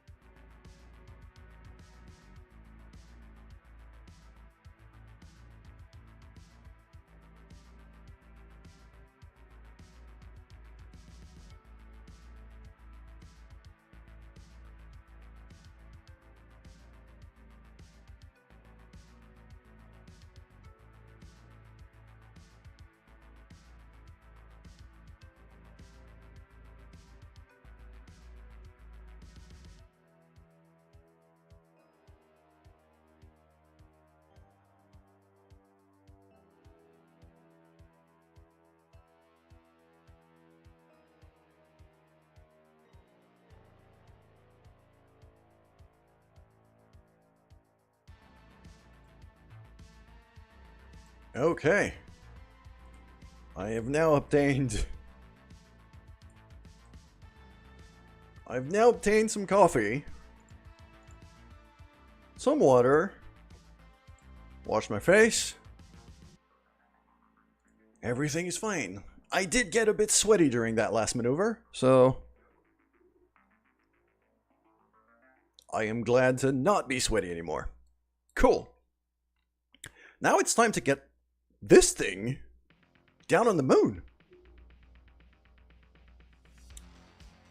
So what I'm going to do here, the plan,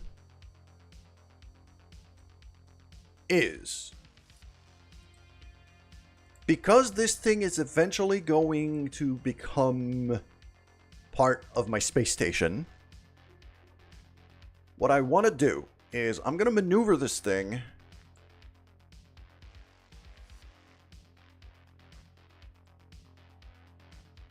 down to very low moon orbit.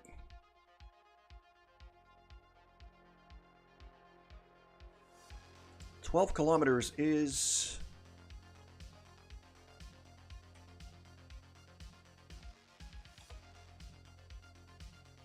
that's 19 kilometers, so... okay, 13 and a half. Yeah, 13 and a half. Because I know the highest mountain on... the highest mountain on the moon is about 10 kilometers, so 13 is safe.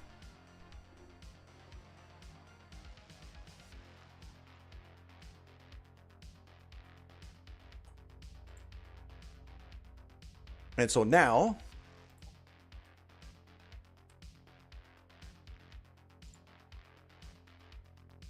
we're going to maneuver this thing so that our next pass over the North Pole is going to be at 13 kilometers.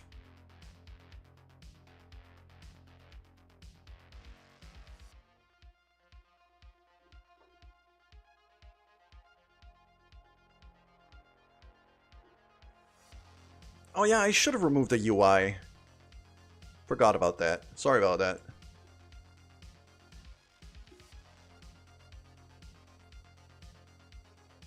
So, and as soon as that maneuver is done, I'm going to decouple this, because the last little bit for the landing maneuver I'm going to do with just this. But this thing also has a probe core of its own. So once it's done slowing down, I'm going to re-accelerate it back into high orbit. And that's going to become the start of our space station.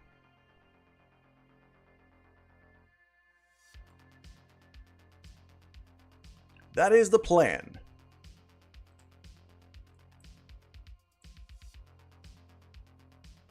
First return from the surface of Minmus.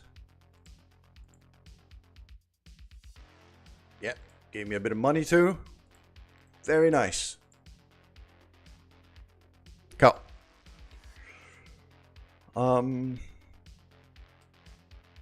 We got a full day in-game before that maneuver.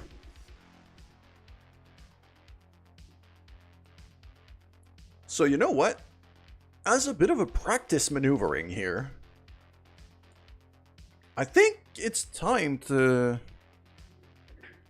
I think we have enough time to get this thing on the ground. Our first rover attempt on the moon crashed miserably.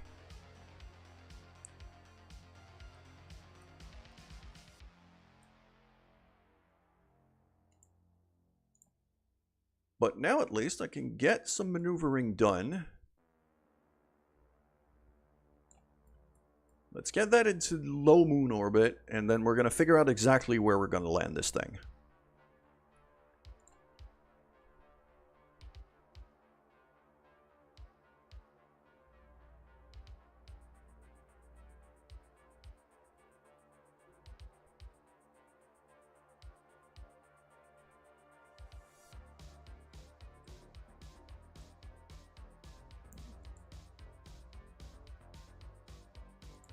Just enter the server. Oh, yeah, I see you. You joined the Discord. Sweet! The Discord does throw alerts every time I go live, so that way it'll be a lot easier for you to know when I'm live. Plus, you know, we like to kind of bullshit around sometimes. Okay. It's going to be a 2-second burn. Very, very short burn here. I got to be careful about my electric charge here because the solar panels are not deployed. I'm going to deploy them right away, even though I'm boosting. I'm not going to want them on for the landing, but I need my batteries full. So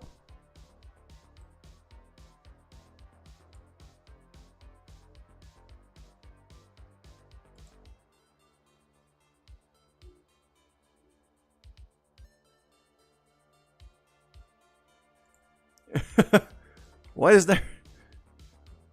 it's just that there hasn't been any NSFW in that channel for a while, but there often is. It's more to give us the possibility of being able to throw some not safe for work shit there if we want to. But more often than not, it's just for bullshit. Okay. So now, where do we land?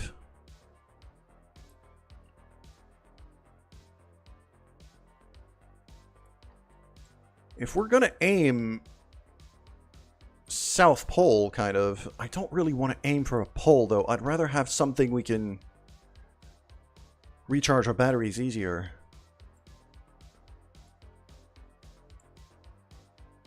I think, yeah. This here is about as good a spot as I can get. This is going to be fine. That crater there could be interesting.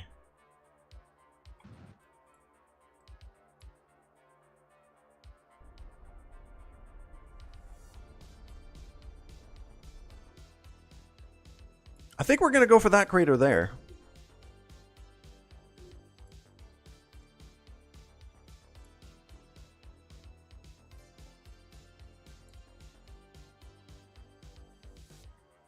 The Moon Arch. Oh, where is the Moon Arch? I don't remember.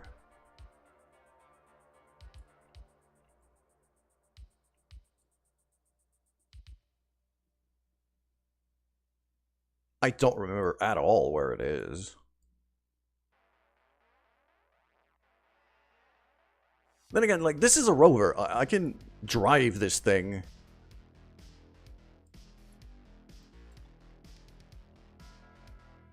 There's this interesting little valley here that I'd be curious to check.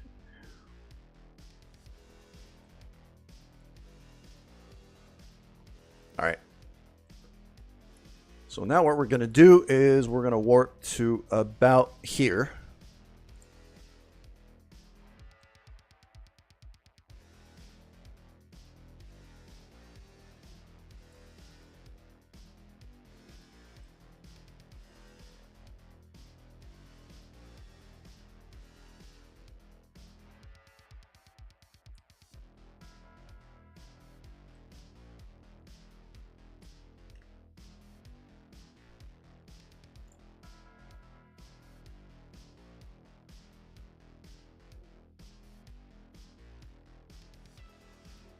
The auto-saving from the game is having issues, I think.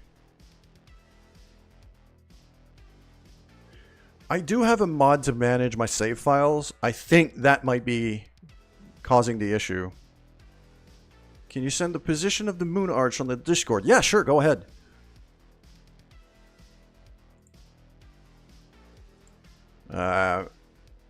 If anything, I'll probably just pinpoint it and try to drive there once we land.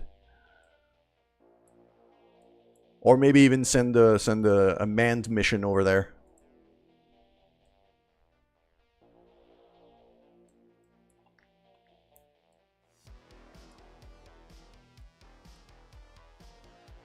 Okay, So what I'm going to do here is we're going to aim this thing a bit north.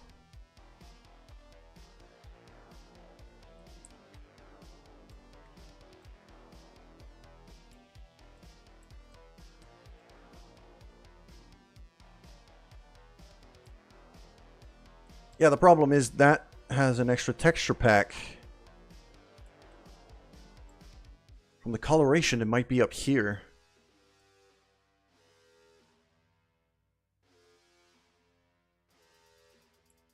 I will bother trying to find it after we've done the landing.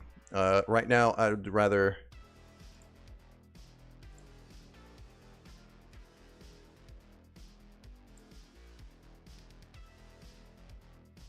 Yep.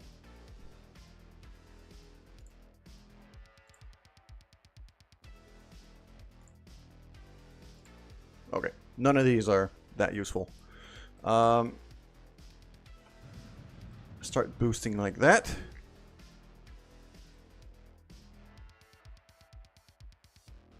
Okay, we're basically lined up now.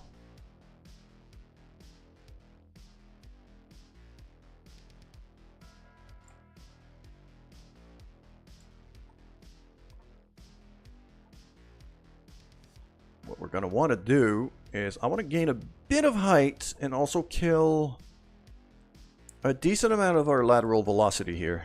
And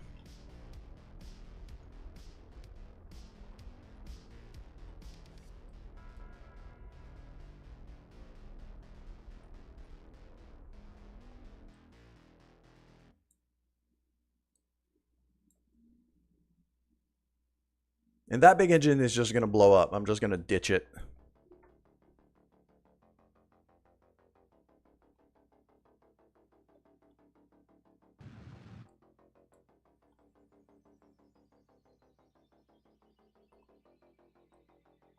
Yeah, I'm even going to go straight up a bit here. Just to get a bit of maneuvering room.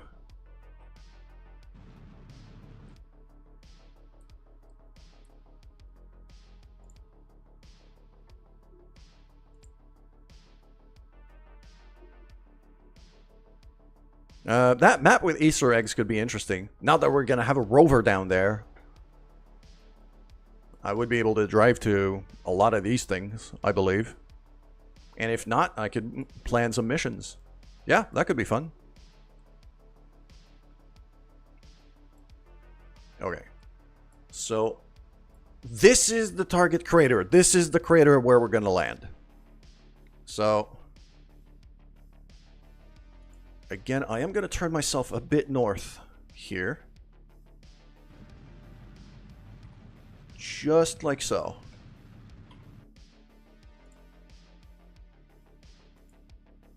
And now I go retrograde.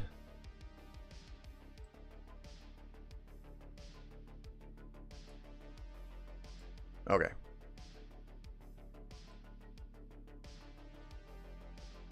Okay, I went a bit too far. I overcorrected.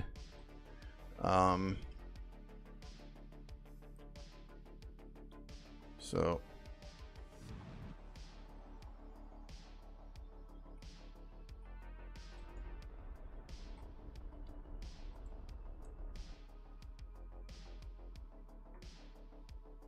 I'm gonna do something like that.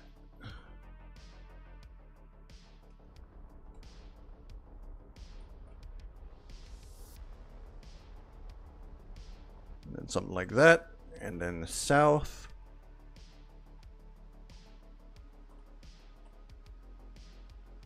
With the size of this engine, I'm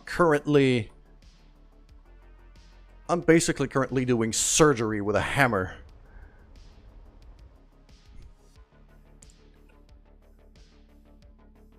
Okay. Solar panels in.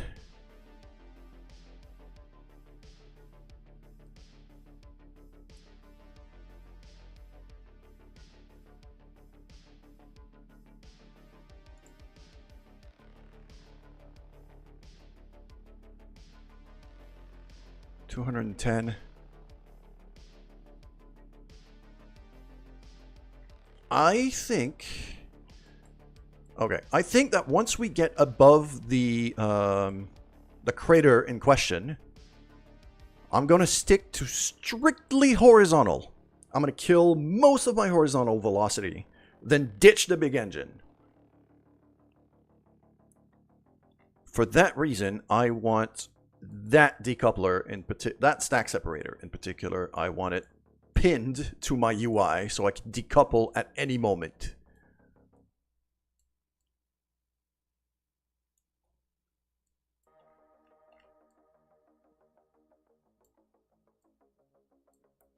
This place here, like that spot right there where my cursor is, that's basically what we're aiming for. So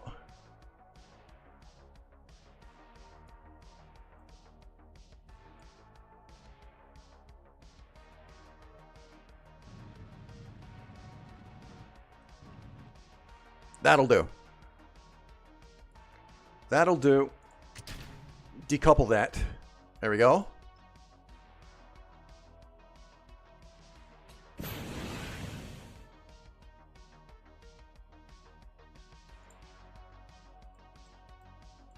I should have plenty of delta V here. Okay.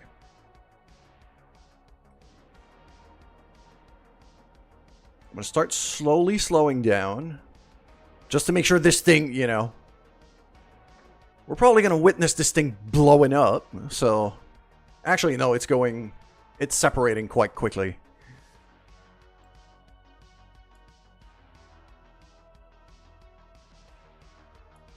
We might hear it blow up. Yeah, this is a lot heavier than us, so...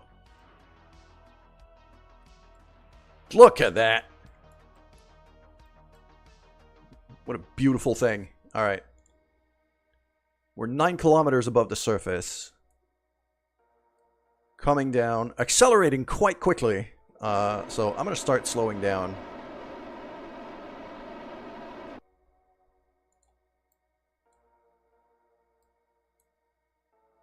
I would actually be very okay going full vertical right now. So just like that. We're now going completely vertical.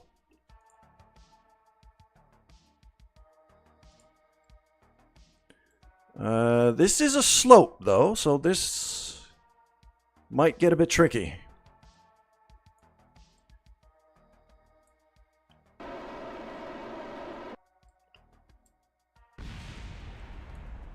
We did witness the explosion after all. There it is.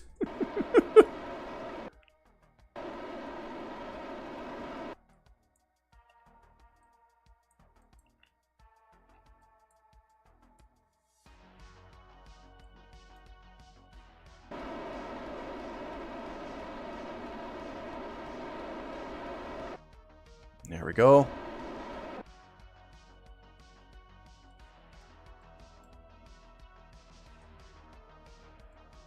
And now, as you can see, our speed is basically constant, which is exactly what I want. I got plenty of fuel.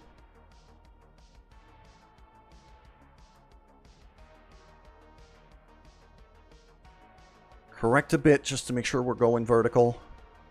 There you go.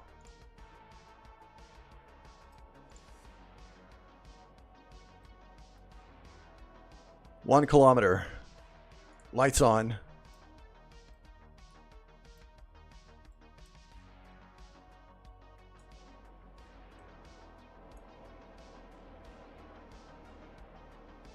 Steady.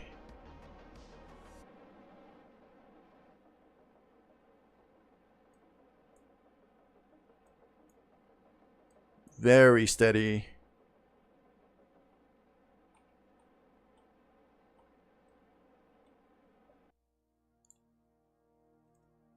Yeah.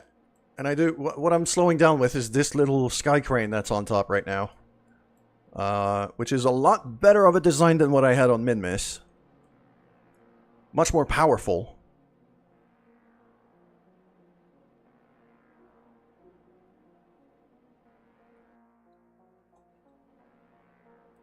If I can keep that steady below 5 meters per second, then we should be just fine on the landing.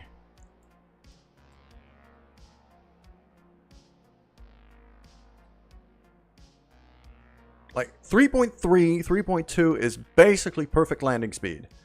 We're still 300 meters above ground though, so I am going to allow myself to accelerate a bit. Yeah, now that I know how fast I can decelerate.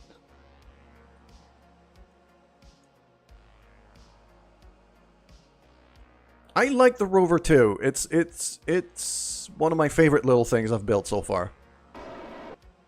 There we go. This thing is steady.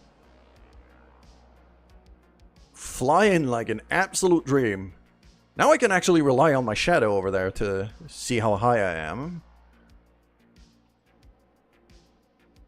There we go. We even got a little rock here. A little rock sample we could check. And it's quite flat. Surprisingly flat terrain here. So, there we go. Yep. Don't lift off. Perfect. Brakes on.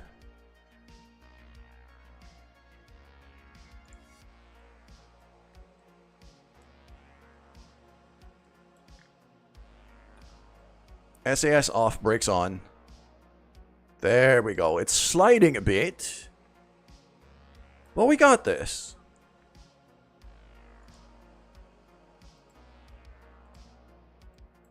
We are currently reversing down a hill, though.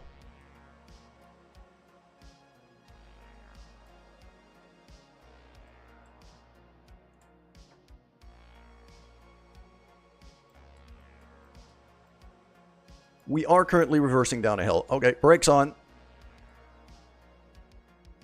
No, please don't flip.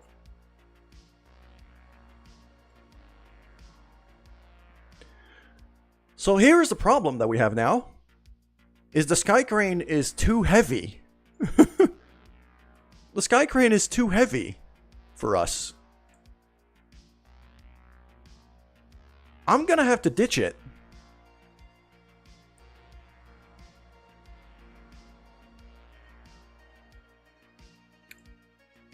So what I'm going to do is I'm going to apply a very mild amount of thrust and decouple it right away so it just flies off.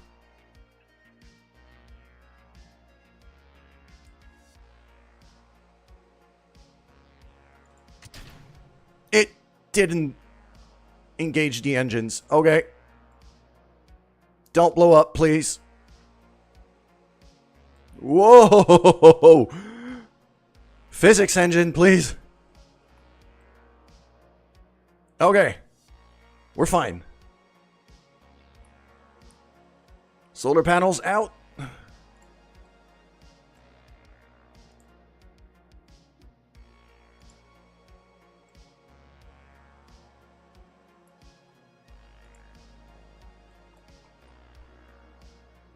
Oh, I lost signal.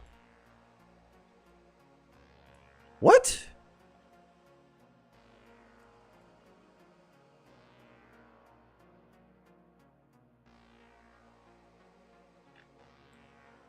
I've got no control over this thing.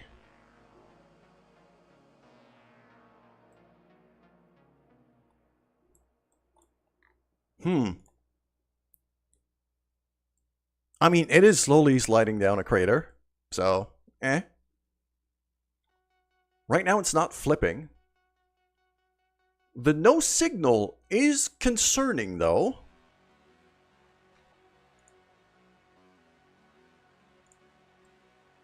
I mean, I do have relays in orbit. Why is it not connecting to the relays? Is that antenna too weak?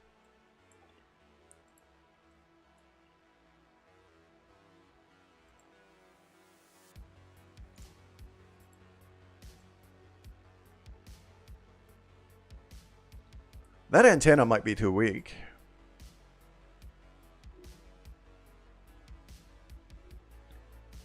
I have 3 relays right now in moon orbit. Oh. Why is that one catching up to the others? Okay, that's a problem. These 2 are distanced exactly as they should be. That one should be over there.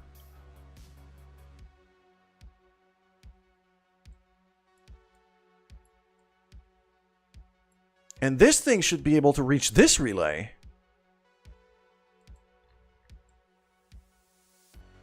But because of the edges of the crater, it's not seeing it right now.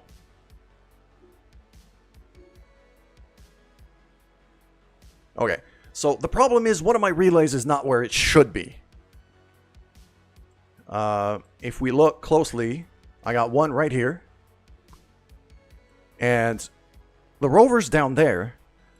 So it should see it, but it seems like the edge of the crater is hiding the relay from me.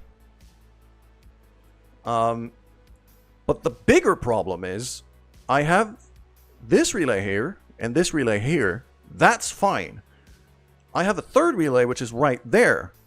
The problem is, it should be here to get full coverage. So the orbit of this thing is a bit off. Because it's catching up to the others. So I'm going to switch to this, and we're going to try to fix that. And it's telling me that I can't switch vessels while moving on the surface because we're still sliding. Aren't polar orbit relays better than the equatorial ones? Yes, it's just at that moment I was very early in the career mode and I didn't have enough fuel. I didn't have enough parts. Like, those relays are very primitive.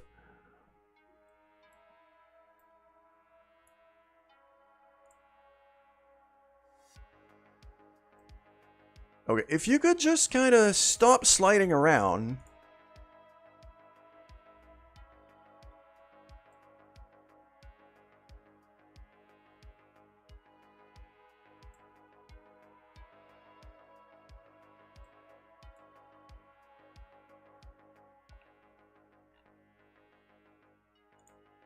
We might have to relaunch a whole new relay array thing here. The other thing that I was considering here as well is, yeah, these little relays are quite tiny and quite, you know, they're very primitive. There's really not much to them. What is going on here? 250 by 251. Okay.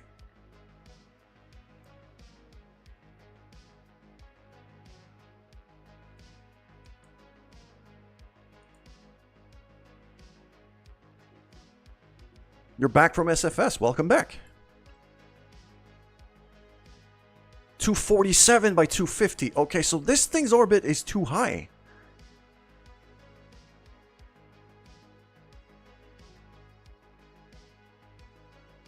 No survivors. Uh-oh. Okay.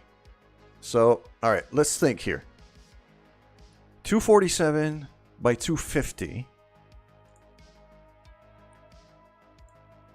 Okay. No. I want to look at this one now.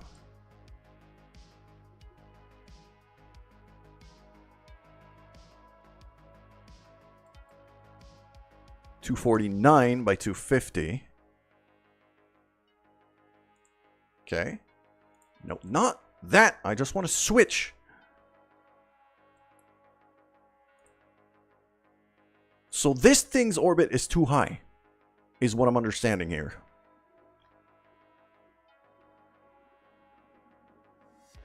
$251 by 250. It's barely higher.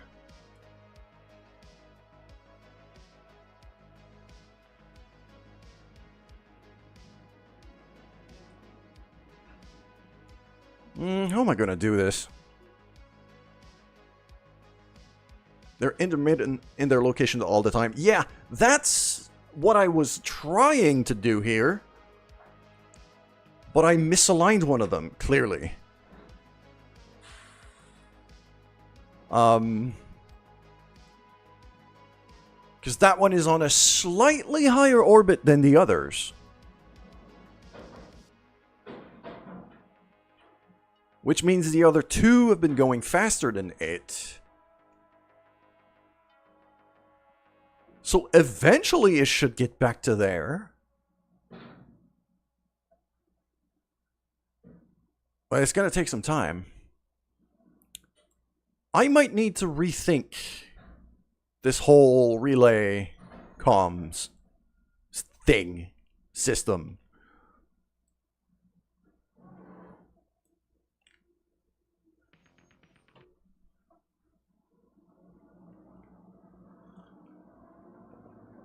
$50 to $100K difference. Yeah.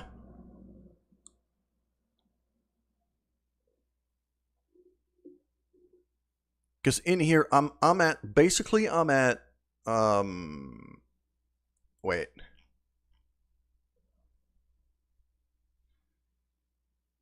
One, yeah.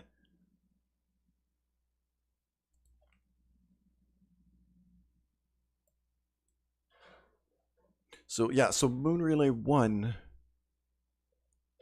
it's a 1 kilometer difference in terms of orbit or so. 1 or 2 kilometers. But that's been enough, and they've been up there for long enough that it's starting to cause issues. Okay. I think what we're gonna do here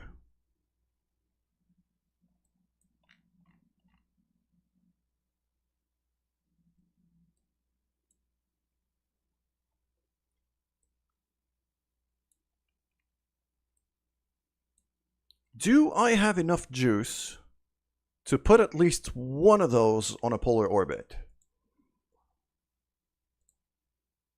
Probably not, but it's worth a try.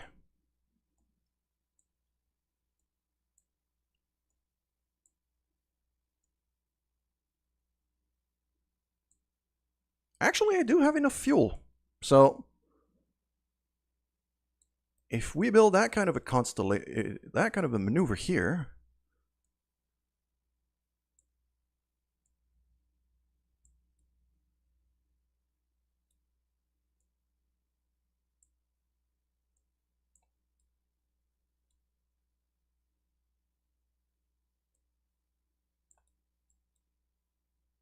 something like that.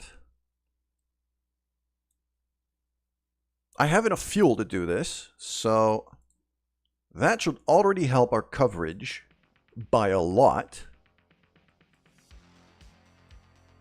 And then what I'm gonna do is basically line up all 3 of these things on different polar orbits. So I'm currently flying, which one is this one? Yeah, that's relay 3. So now if I switch over to relay 1,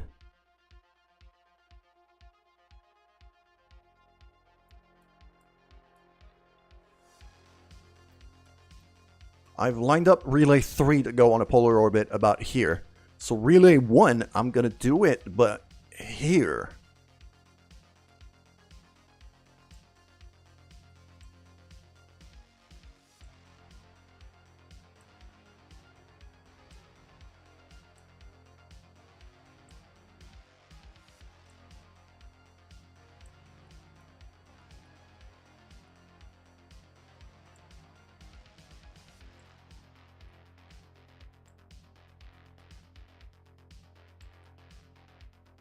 Like that. With a bit more speed, ideally.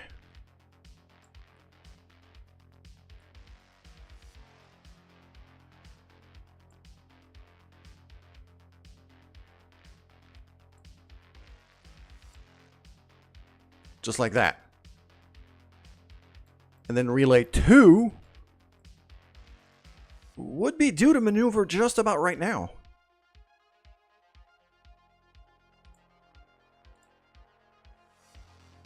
I'll probably catch it on the next orbit, but looks like it's about the right spot would be right here.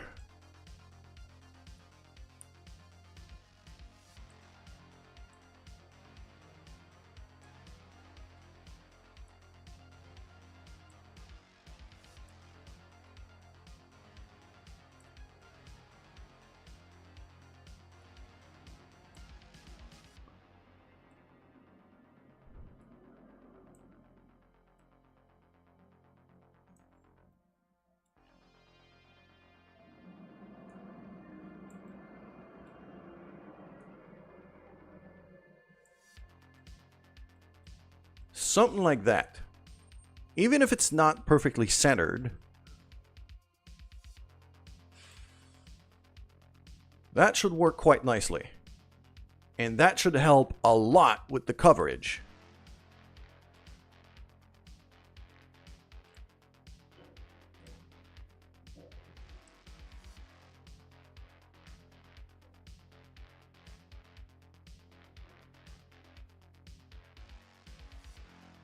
Actually, I have signal now, so... Whoa.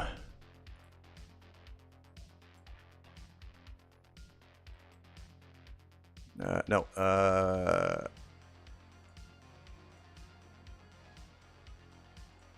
No, I want them disabled. There you go. Brakes off. There we go. We can actually just drive over to check out the wreckage of our engine. That's going to be our first little drive.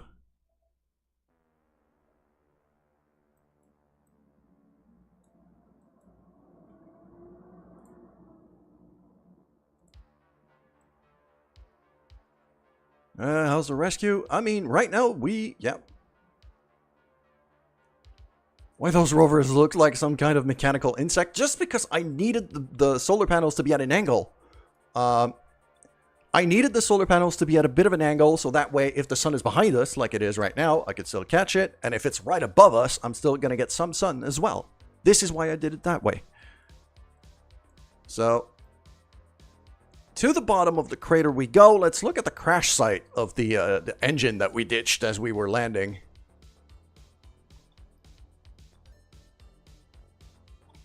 We are going quite fast right now.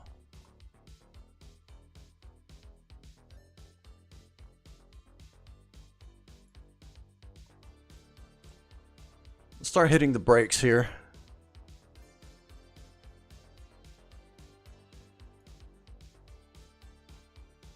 I see something there, but I don't think it's marked, so I'm also going to start taking some science data here. Transfer that home. There we go. Temperature data. That's useless. That's good.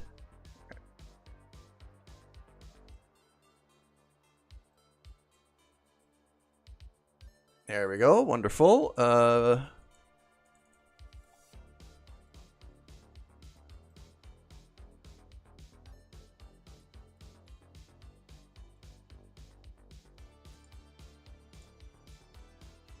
Material study. Transfer that home. That's another 50 science. Yes.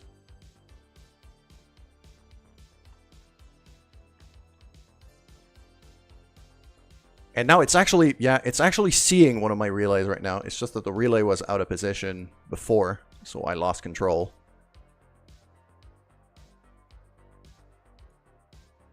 Okay. Brakes off. How long do we have before that maneuver? About 10 minutes, so not a whole lot.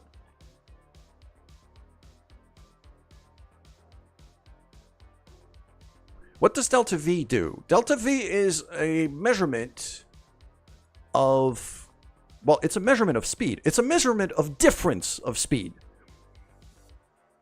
So it is literally a measurement of how much of a speed difference you can affect with the engines and the fuel that you have.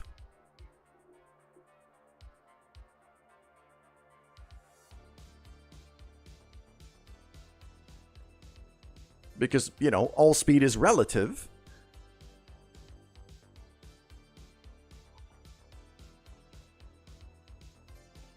So let's say I'll take my next maneuver as an example. We're going to be able to show that off with the relay maneuvering we're going to be doing.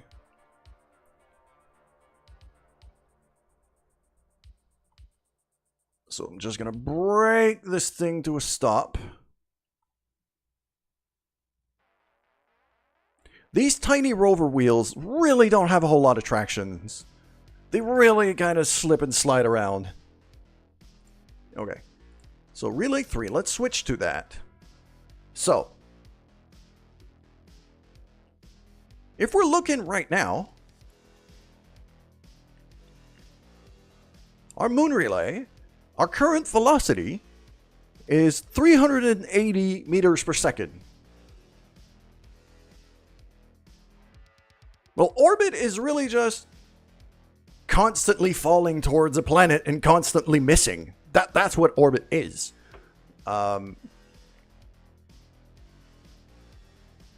So, yeah, right now we're going 380 meters per second in that direction. We're going that way, to the right of the screen. Now, I'm going to pour on 500 meters per second of delta V, of speed, towards north.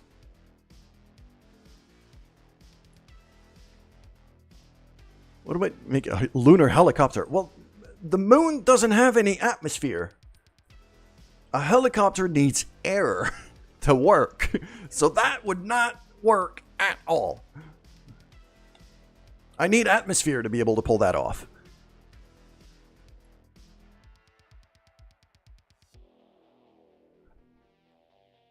The principle of a helicopter is it's pushing air down to lift itself up using that giant blade.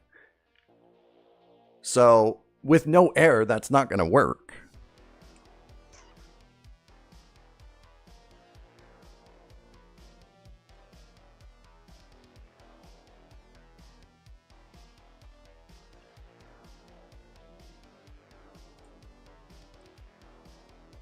All right, 30-second burn. RCS helicopter? I mean, the little sky crane I had on top of the rover was kind of that. It was a liquid fuel helicopter up to a point. And we're burning now. There we go. Turning our orbit.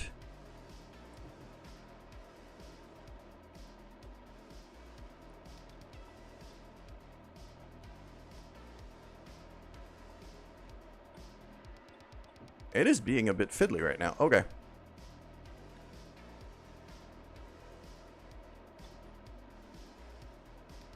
There we go. Perfect. So now we have this one on a polar orbit.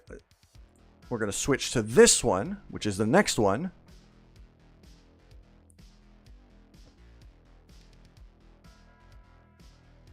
You know what? Now that I'm seeing the other orbit, I think we're going to move that one a bit forward.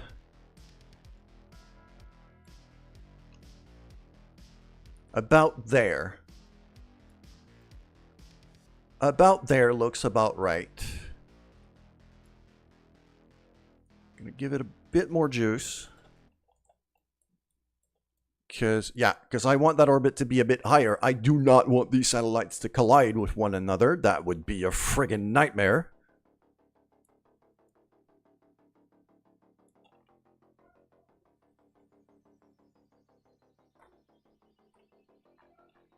There we go. Line that up. Drop a quick save here. And we're gonna time warp all the way to the basically the very moment we have to start boosting.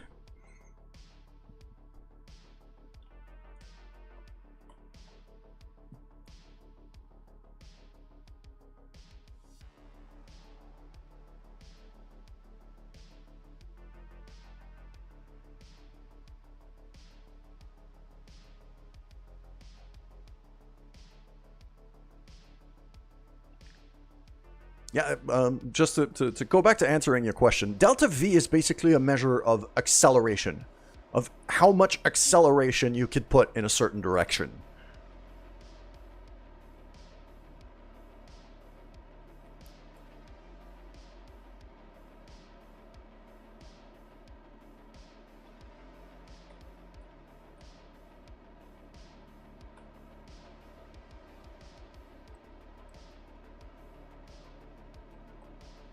There we go.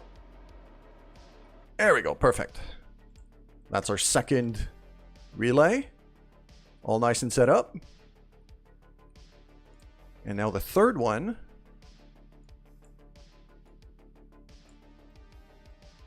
Which is right here. Switch to orbital strike station. Kind of. Except I don't have any weapons on this thing. Now, this maneuver, I can actually kind of line up. No, shut up. Just let me move this freaking node. Okay. It would have to be like there. Yeah, that's just about right.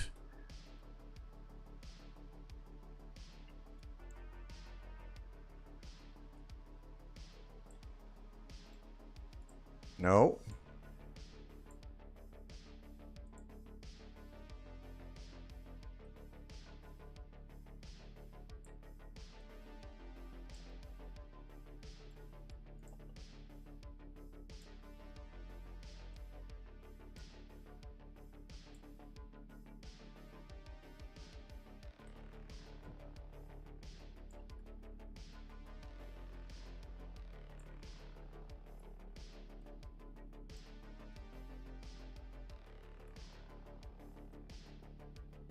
And I can keep that one... Yeah, I could keep that one a bit lower. That one's going to be a bit lower orbit, I think.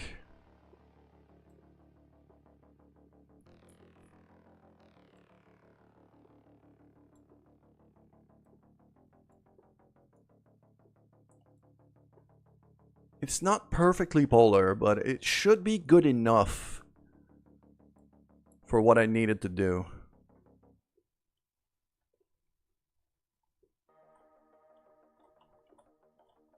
So we're going to put that thing right there, drop a save, time warp forward.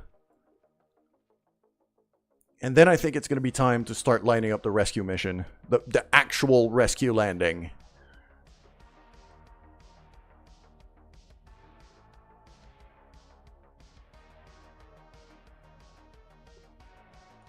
Just I got a bit thrown off by my comms network just dropping on me.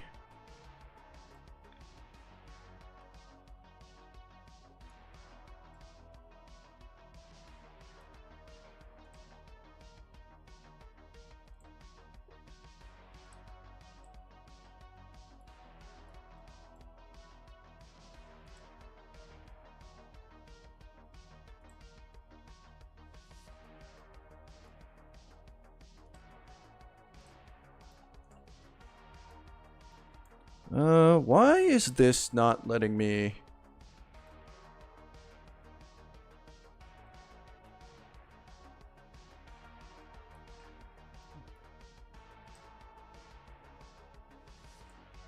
There we go. Somehow I overshot that maneuver. Okay.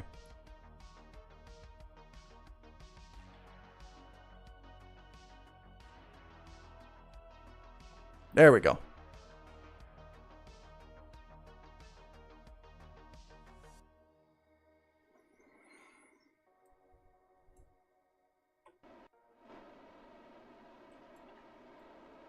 And we're boosting this thing.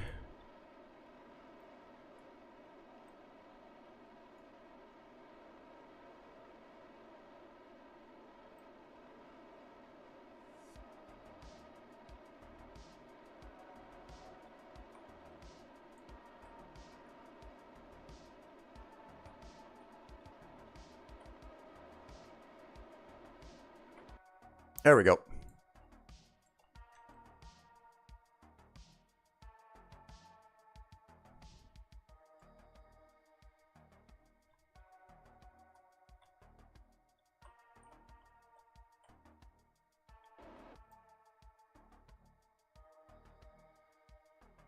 Perfectly lined up between the other two. Okay, that should give me a pretty good communication network covering most of the planet at all times. Right now the South Pole is not covered, but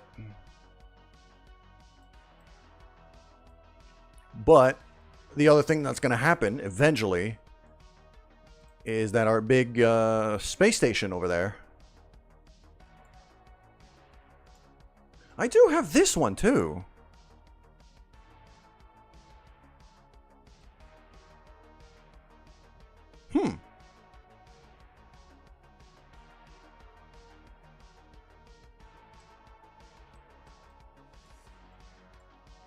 Okay. So now we're going to switch to this thing. Start lining up a landing. Once you get the seismic sensor, you bomb them all the time. Yeah, basically.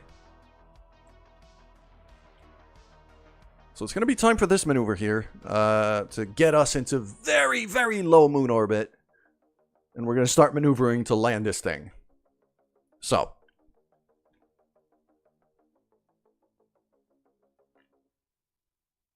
Oh, we overshot the freaking maneuver. Really?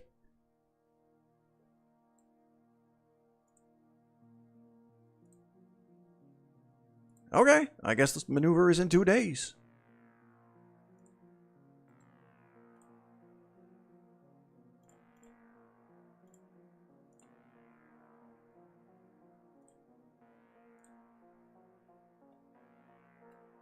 I guess maneuver is in 2 days. Okay.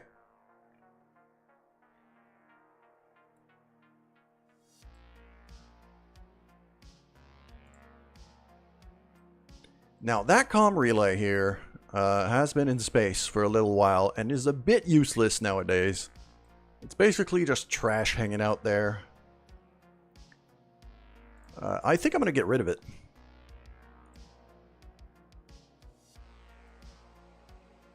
Yeah. I'm going to crash this thing back down onto Kerbin.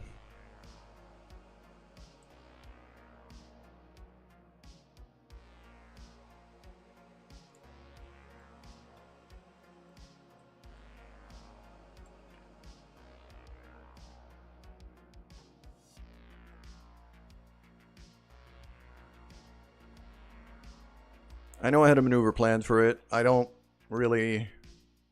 Nah, I'm not going to bother. I'm not going to bother. This thing is useless. Why does it say control lock? What the hell?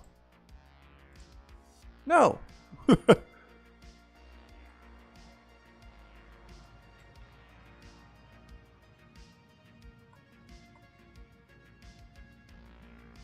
There we go. Just straight up crash.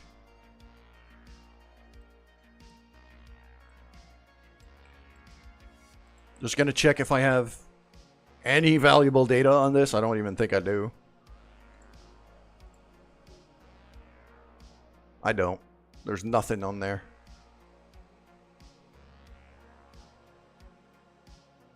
So, off we go. I'll just... There's a couple parachutes on this thing. So I'll just separate all of that. If it survives, it survives. If it dies, it dies. I'm totally okay with just getting rid of this thing. But now I'm a bit concerned with, because I do have a relay network around Minmus as well. It has the same issue. It has the same freaking issue. The probes are catching up to one another. They're bunching up. Okay. So we're gonna have to move these things too.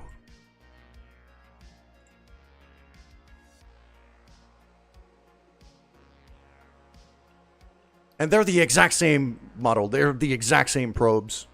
Same design, same thing.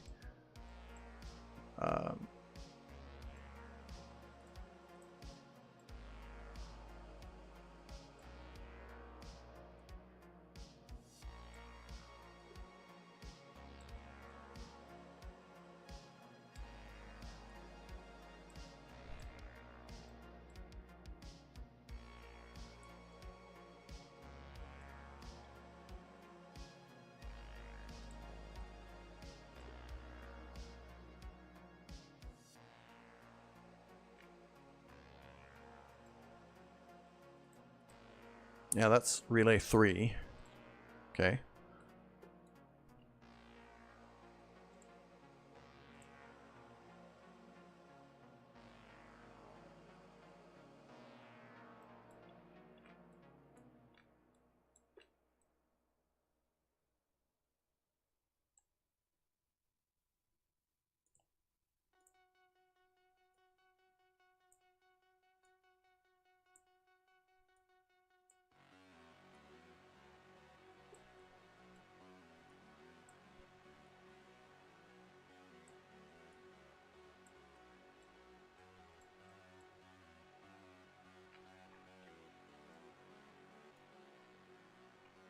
There we go. That'll do.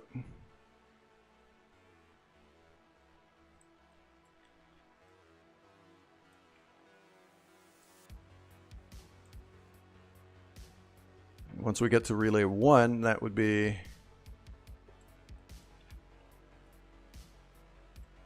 I mean, that would be pretty close to where it is right now.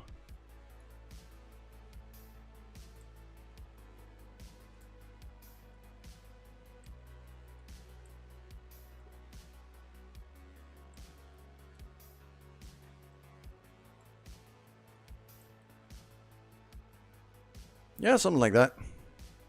I could boost that one right now.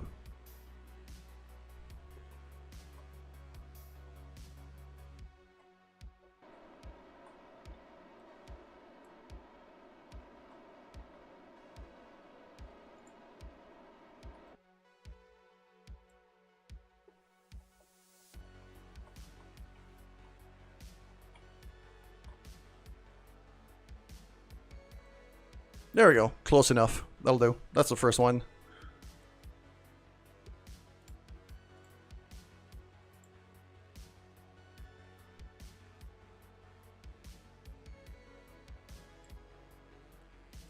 I'm never going to get perfect coverage with just 3 relays like this, but it's better than nothing.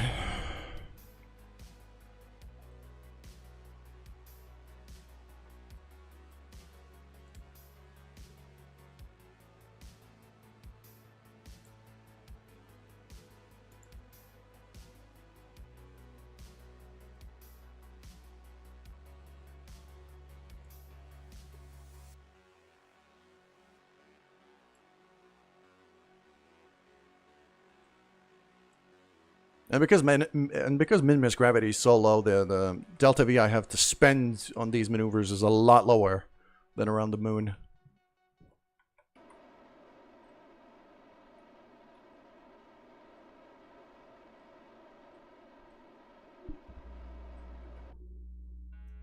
A single relay, high polar orbit.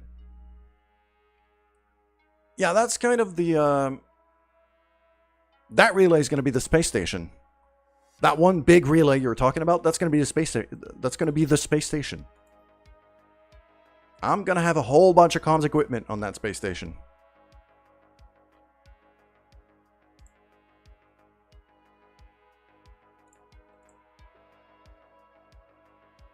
And it's going to be in high polar orbit. That's the gist.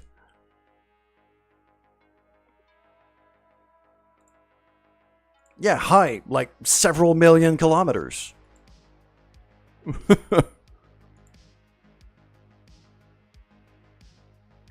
Several million meters, I should say.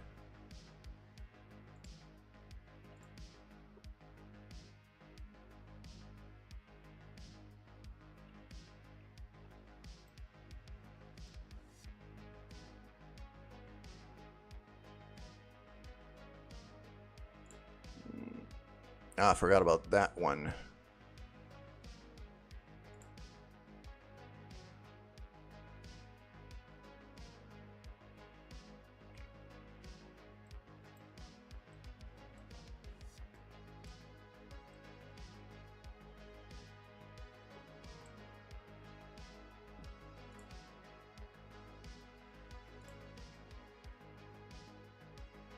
Yeah, that looks about right.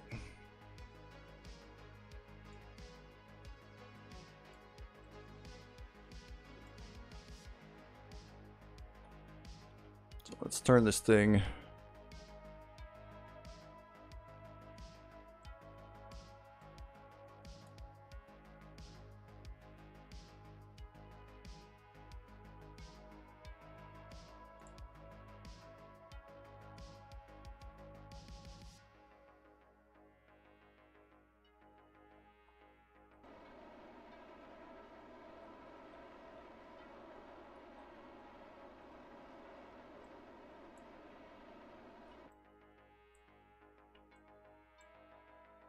Close enough. That'll do.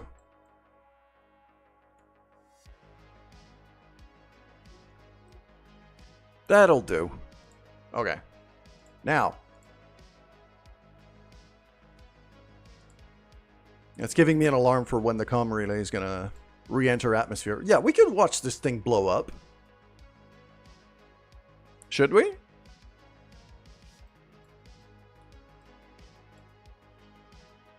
It's the next alarm on the alarm clock anyway.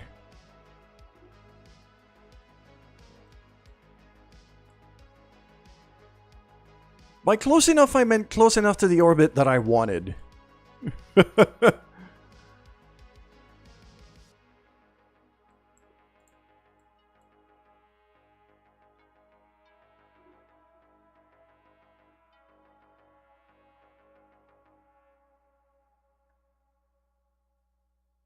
Because once the rescue mission is landed... There we go. I'm going to look at a pretty explosion. There we go. All done.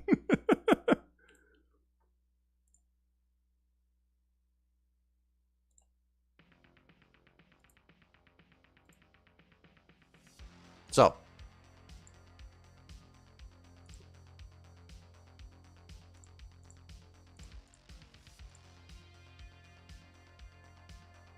It was a pretty explosion.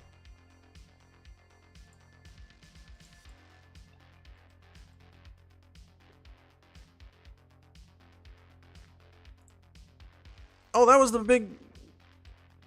Wait a minute. Why does this thing have a maneuver? No.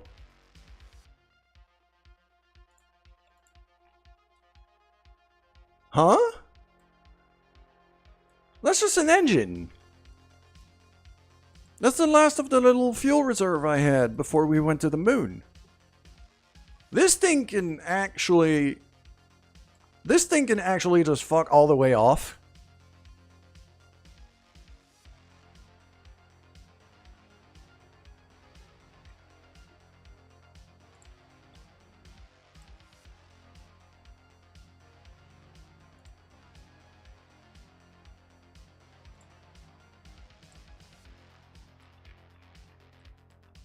Ah, that's the debris of the rover landing. Okay.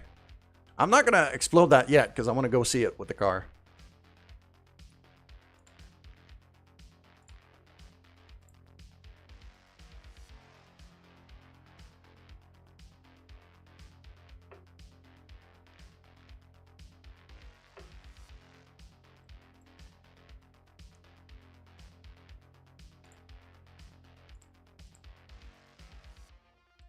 Alright, next step, we're going to warp to here.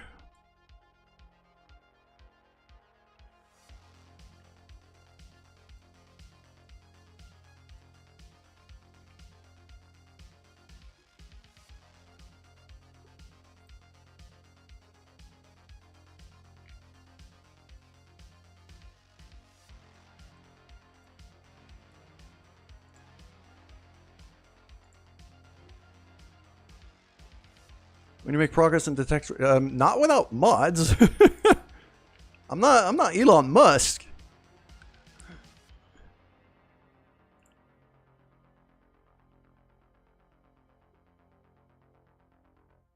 I could try to build like a rudimentary car out of structural parts and wheels and things. Stuff that Kerbals could actually sit in and drive.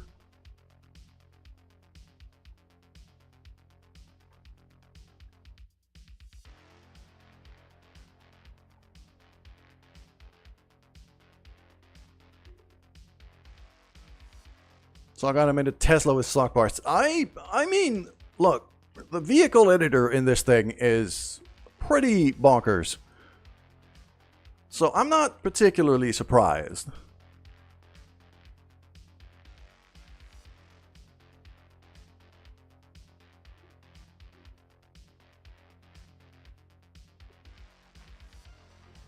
Two and a one and a go. So here we go. Keeping a close eye on the periapsis here.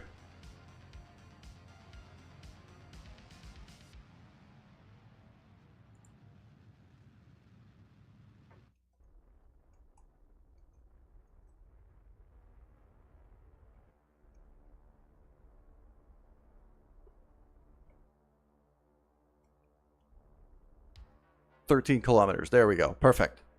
So now what we're going to do,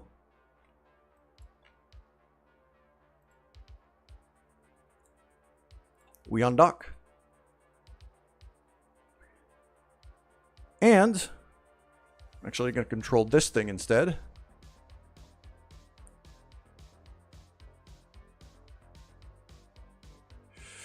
Get myself a bit away. Just like that.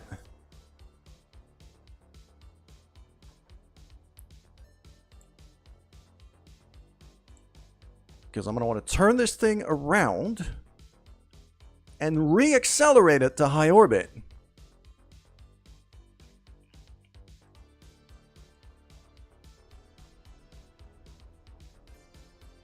I want to go slow because I don't want to blow this thing up in my exhaust.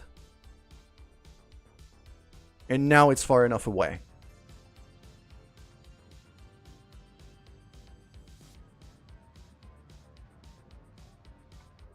There, that's going to be... yeah, about 2 million meters. That's going to be the approximate orbit of where I want the space station to be. Because this is going to be our first space station. Now I'm going to spin this thing so the solar panels could see the sun a bit better. Just like that.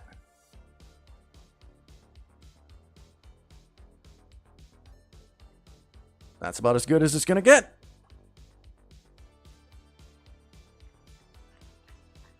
And now we switch back to this thing.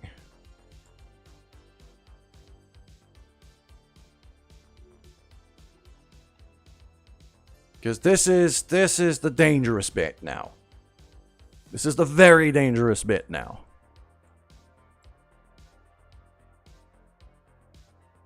Yeah, I'm really thinking that one mod I have to manage my save files, the backup my save files, is giving me issues here. It's taking way too long to quick save. What's the next thing after the Kerbals? The next thing after the Kerbals is I am going to launch a communication array and a science lab to go and attach to that engine we just re-accelerated. That's going to start becoming the core of a space station. So I'm going to want a lab. I'm going to want some communication arrays. I'm going to want some extra batteries, some extra solar panels. I'm going to want habitation space for the Kerbals. I'm going to start turning this thing into a space station. That's the plan.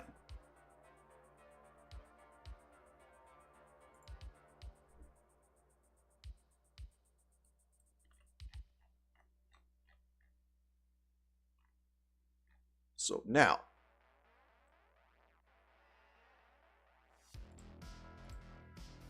our target is now the Chunky.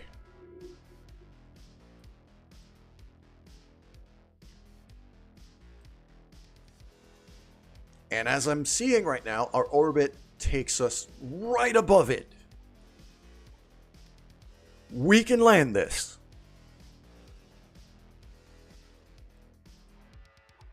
This is gonna get very tricky. But we have a shot at this.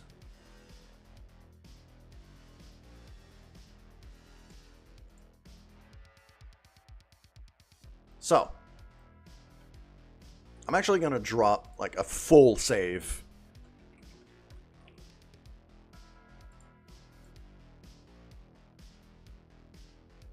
And I'm going to warp until about here. Although, which way are we going? Yeah, we're going that way. So, I'm going to warp to about here. I got plenty of Delta V to land and go back home. But the thing is, this fuel that I have right now, like, the point of this thing is to refuel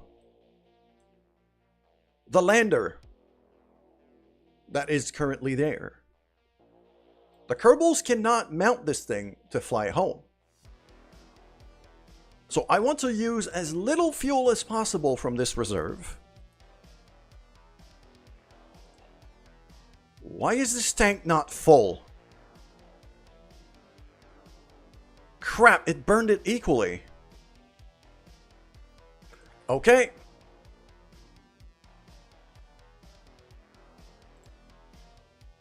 That's not a lot. Shit.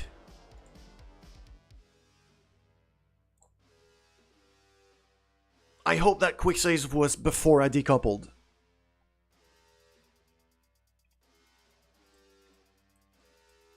Shit. No. Oh man, I did all of this wrong.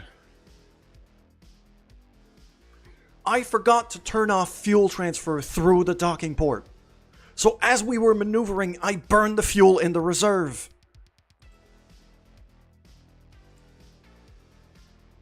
I am so dumb. God damn it. Okay.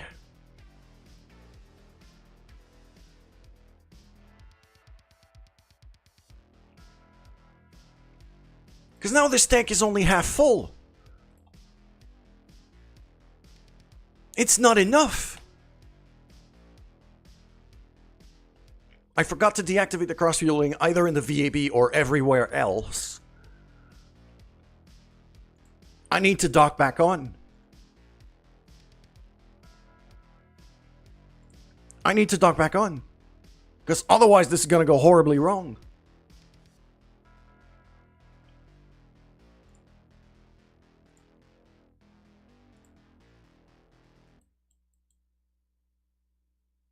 Okay, it's over there. We're going to attempt redocking. Because I got no choice.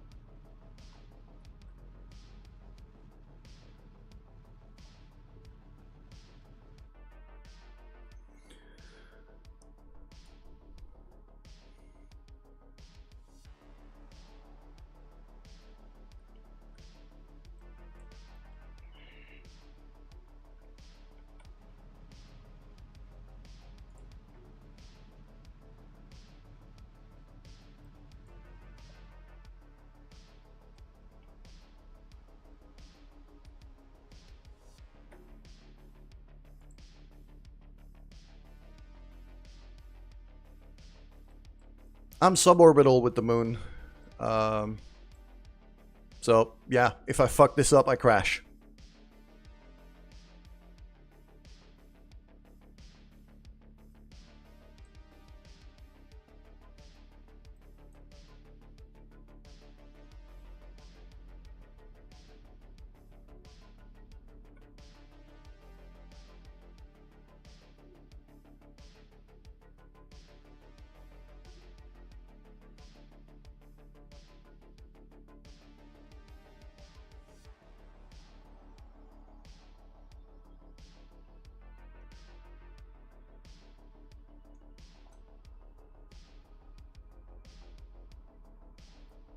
I'm going to try to park myself as close as I can to this thing.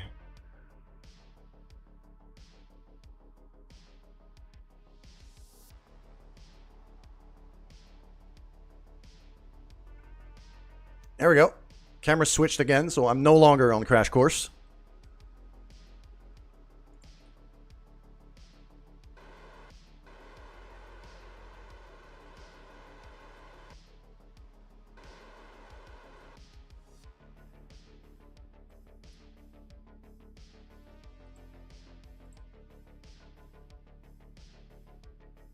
Okay. Pointing this anti-normal from the orbit. So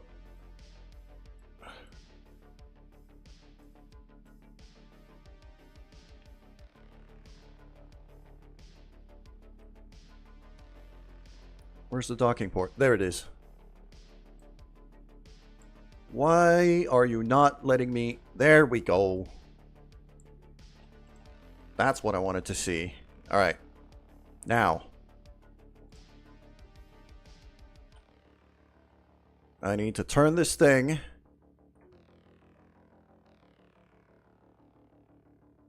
No, I need orbit right now.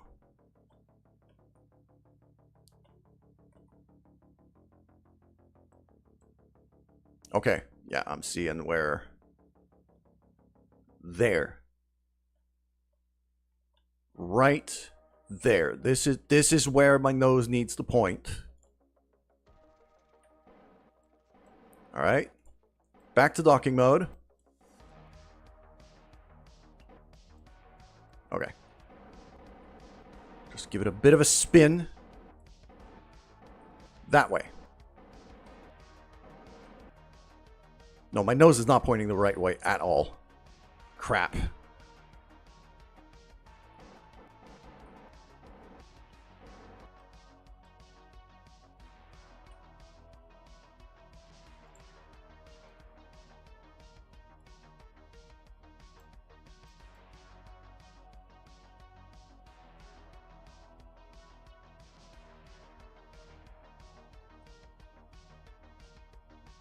Okay, it's gonna have to be about there-ish. I'm gonna have to eyeball the rest.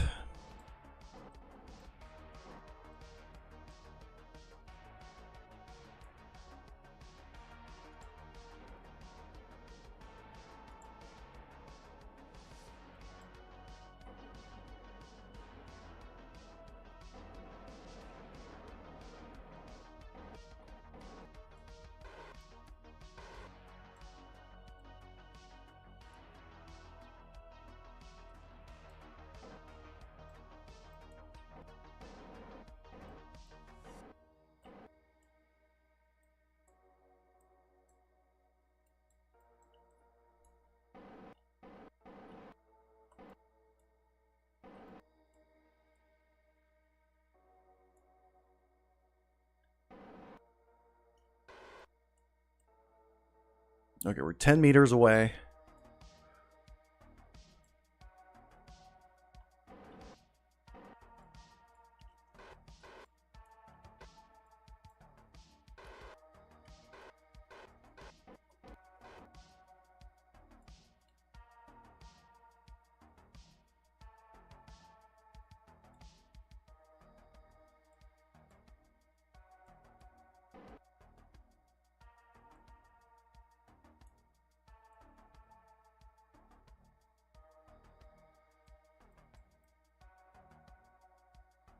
Looking good.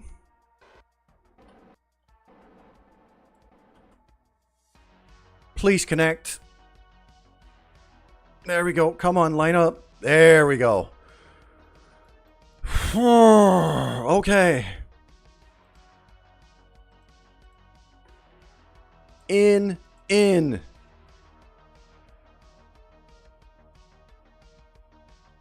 Okay, we're taking all of it. Fuck, that was close.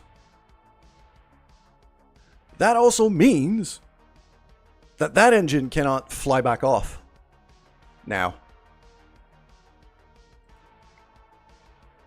I can't put it back up in higher orbit because it doesn't have any fuel.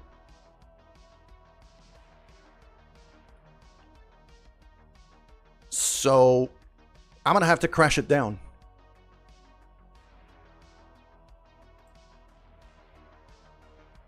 I'd rather know where it's gonna crash and control that.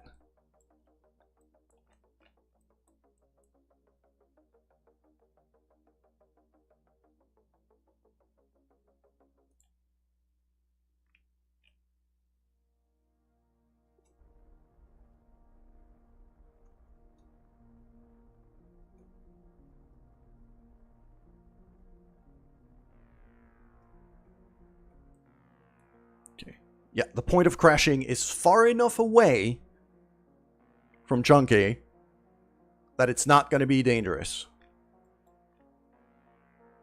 Now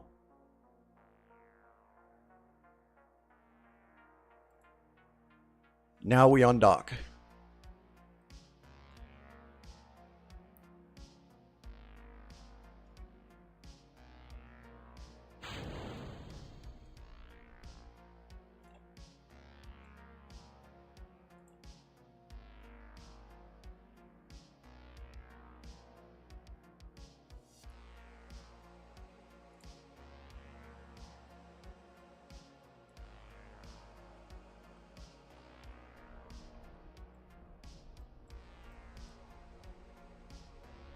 There we go. I don't want to be suborbital anymore. I'm just very, very slowly burning here.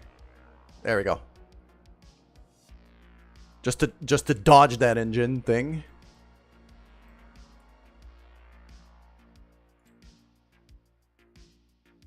And now Rescue Operation Eater is officially a go. I've got as much fuel as I can muster.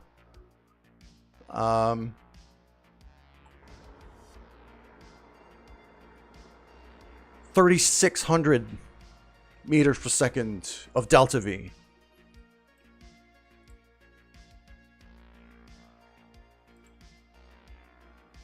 $1,147 units of liquid fuel. I'm hoping that it's enough to get our people home.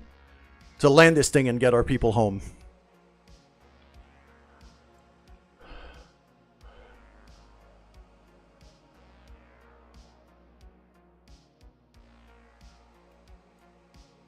Okay. This is where I drop a save.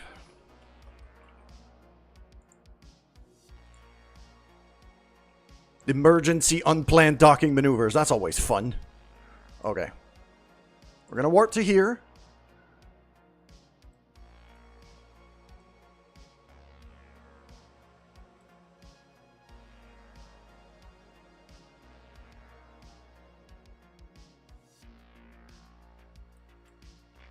The engine has just crashed. I warped a bit too far. Okay.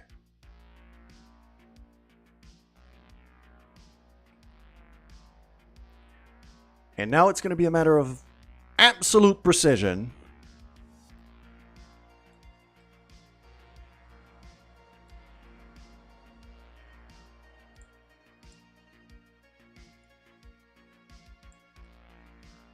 Yep. I'm going to do a small burn.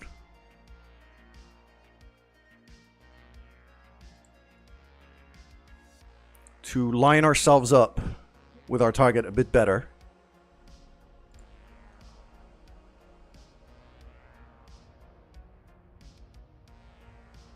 Right there.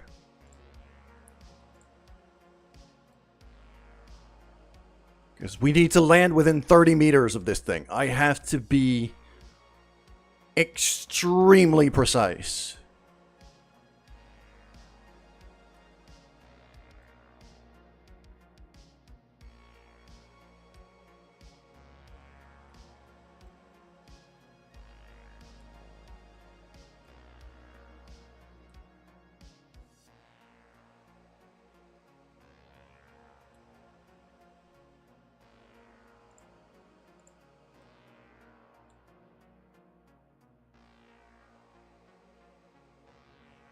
There's our target. Okay.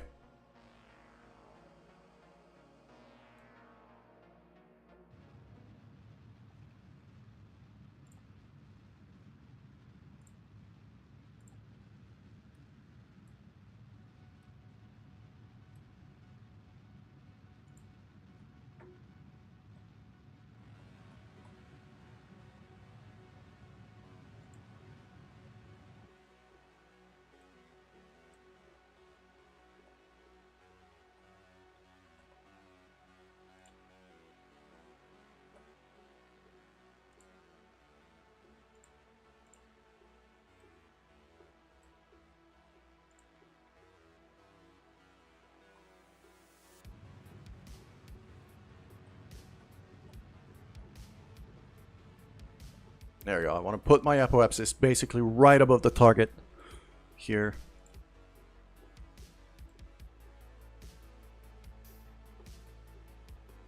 Already slowed down pretty significantly. Cut down my speed by about half.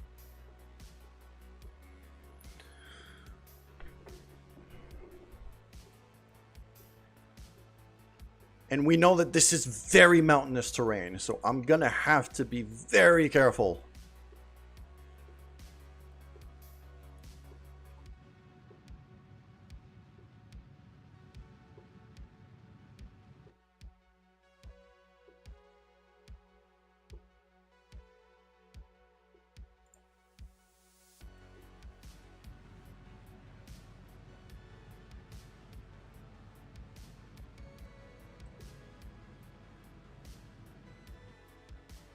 Okay. I am not sticking to the retrograde vector because basically what I'm trying to do is kill off most of my lateral velocity so that we kind of fall on top of the target.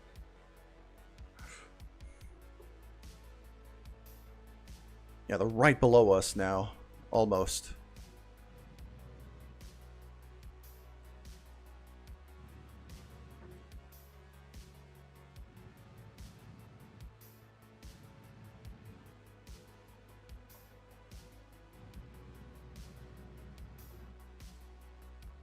Okay, that's our apoapse right on top of the target right now. That's the, as you can see, the orbit line, it's pointing at it.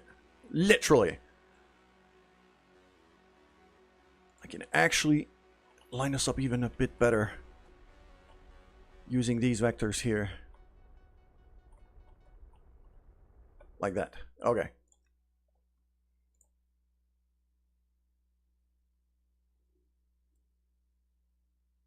They're right below us, 9 kilometers. Okay.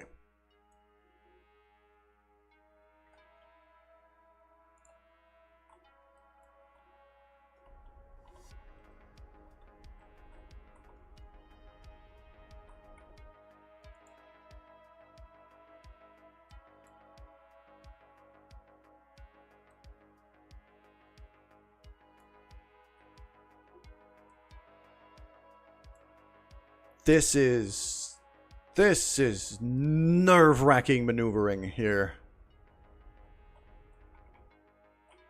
Over there.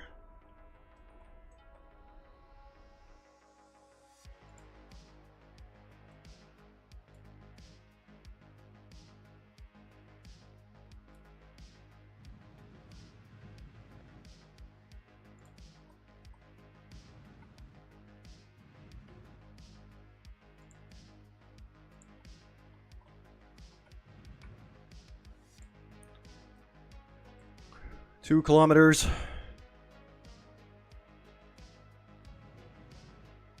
Going a bit fast for my taste, but right now Okay, no. I almost took off again.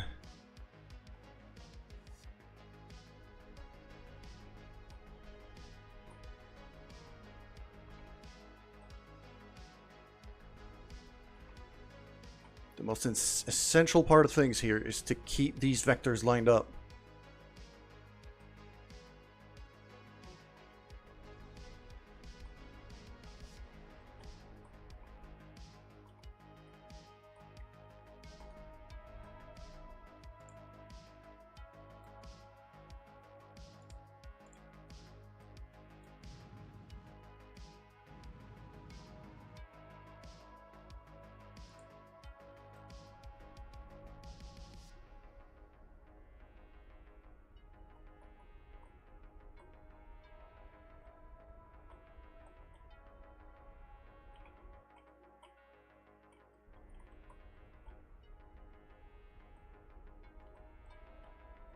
We're half a kilometer away.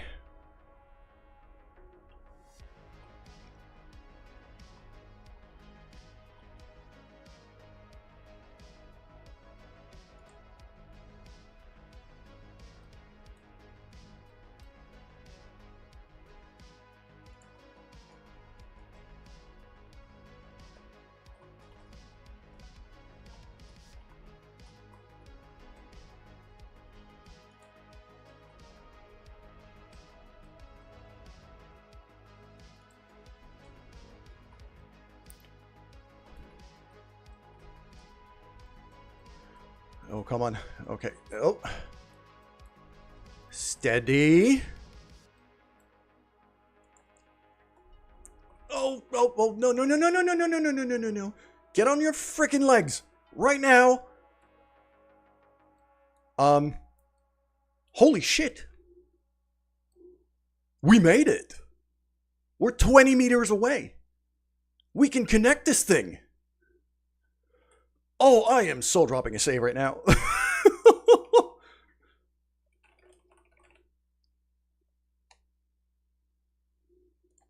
Yeah, the thrust to weight ratio on these engines is pretty bonkers. Wow, we made it. Look at that. We're in. What an absolute beauty. All right. Bill, this is your cue. I'm not... Okay. I'd say... I'm not surprised I made it. Because I know I'm a good enough pilot to kind of pull that off. It's still very tricky maneuvering. Alright. We're going to have Bob step out to begin with. Just so we could reset these experiments, we're going to bring a shit ton more science back home. So I might as well restore all of that. There we go. And then you can step back in. Beautiful. And now Bill, our engineer, is going to have to get to work. We need to plug in a fueling port. Probably right above the spotlight here.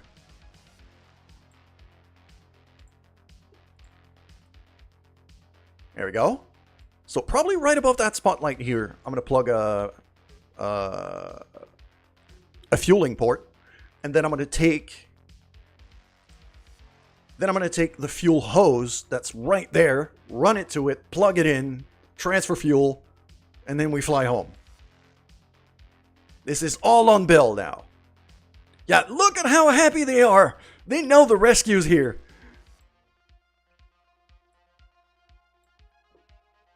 Okay, so I'm just going to drop off from here.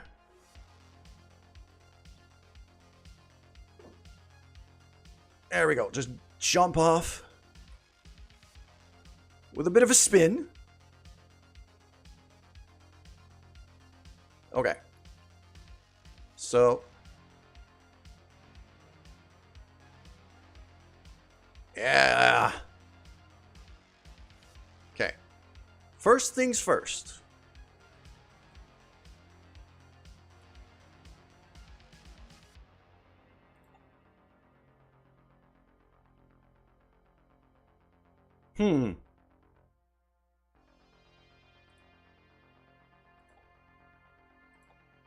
I want to pin that. There we go. Okay. I didn't think about that. I don't have any inventory space. I'm gonna... There. And then grab one of these here. Okay. I'll leave my parachute with this thing. Fly salto. Hello. Bonjour. Did you actually want me to speak French to you, or... And then we're grabbing the connector. I'm going to run this fuel hose over to the other ship. Ooh, could take your ground sample. It's worth a decent amount of science. I'll take that. Okay. Now, next thing. I'm going to keep this pinned in. I'm only like, je m'appelle Flies Alto. Fair enough. You catch us right in the middle of our glorious rescue mission. The problem that we had is that this lander here doesn't have enough fuel. Fricks? Oui, je parle français. So, now this thing. Oh, I have to remember how to install these things.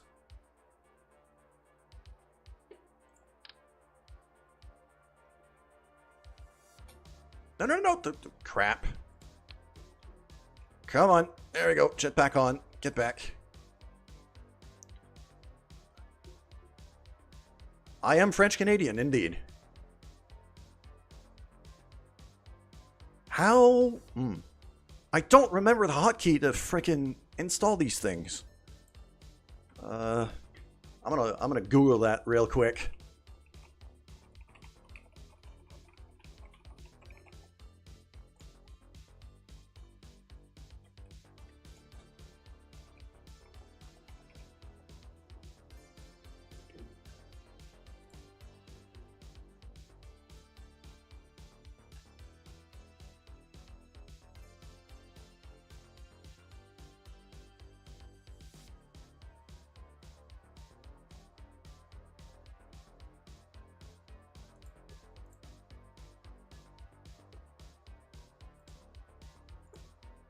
I have to look this up. I don't remember the hotkeys to install these.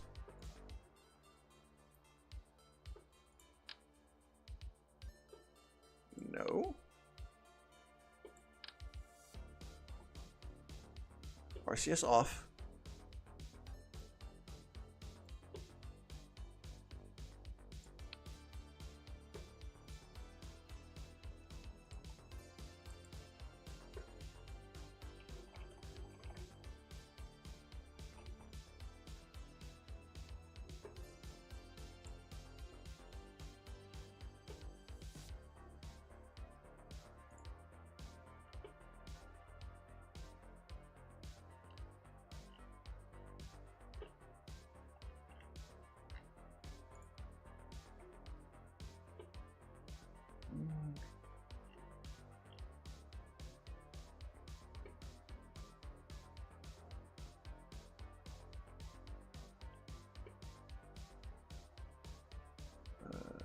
Kerbal inventory. Oh, it's part of Kerbal inventory system.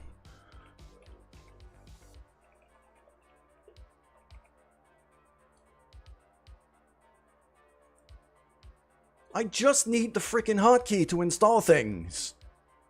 Why is it so complicated to find?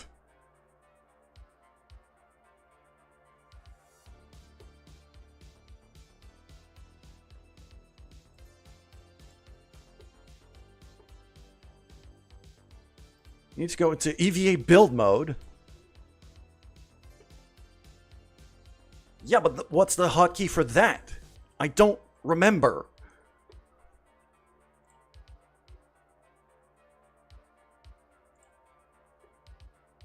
And obviously I can't look the hotkeys from here.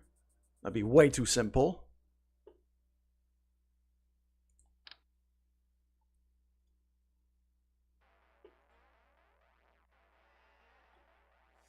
No, that's just camera. It's not letting me. That hook icon on the left. What hook icon on the left? I don't see a hook icon anywhere.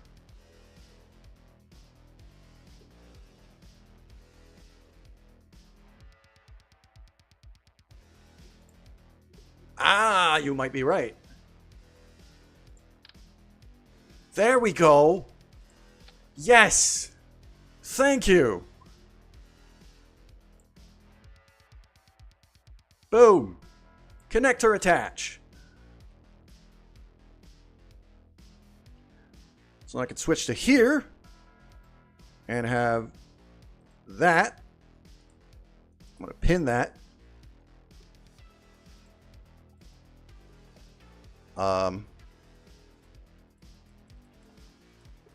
Why can't I?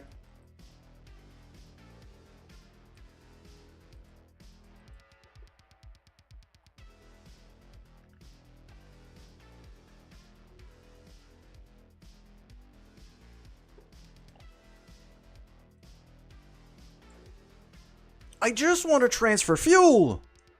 How do I... We're connected right now. So why can't I transfer fuel?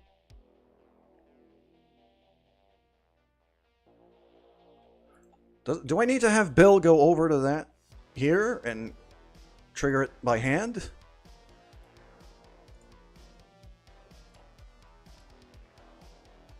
Yes, I really had no fuel. I didn't do this mission for the fun of it.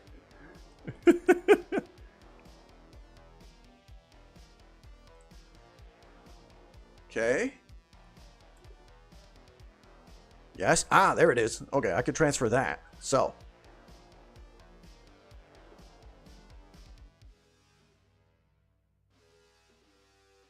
Thought you had like a little at least. Nowhere near enough.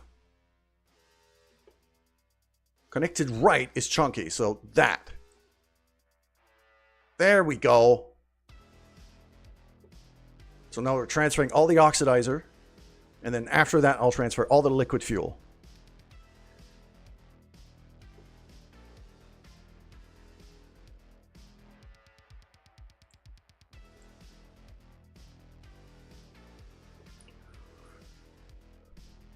Yeah, it's going to take a bit.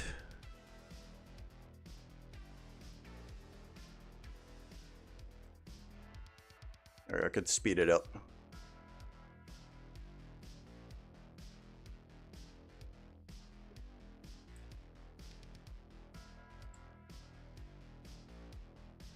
There we go. So that little pipe only has a certain amount of capacity, so fuel transfer is going to take a bit of time. Ah, I can actually do both at once here. There we go.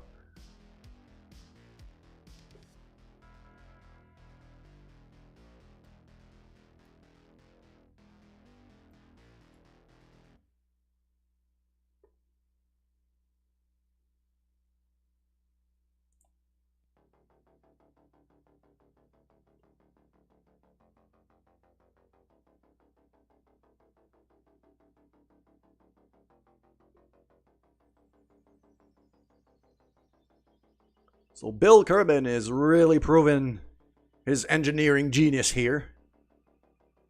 There we go. That's about as good as I'm going to get. Now it's time to go and unplug that connector. How are you going to get back? Well, all of the fuel is now in this thing. All of the fuel is now in this ship. This ship was empty. This thing was mostly full. And now the lander is sliding away. So I'm not a fan of that.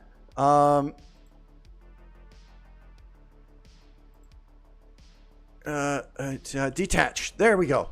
I don't care if the pipe stays there. How am I going to get back? I have a jetpack. That's how. So, jump forward a bit. Bill's seat is at the very top over there. Boom, grab on. Board. And we're in. And now we have fuel. So we fly home using this. This is just going to stay there. And I honestly don't care. Okay. Time to go home.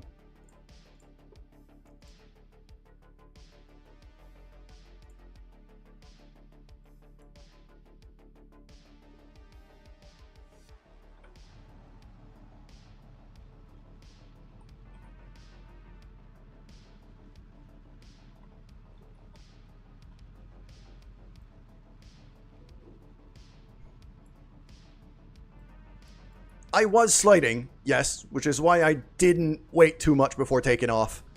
The extra weight from the fuel actually started to make us slide. So...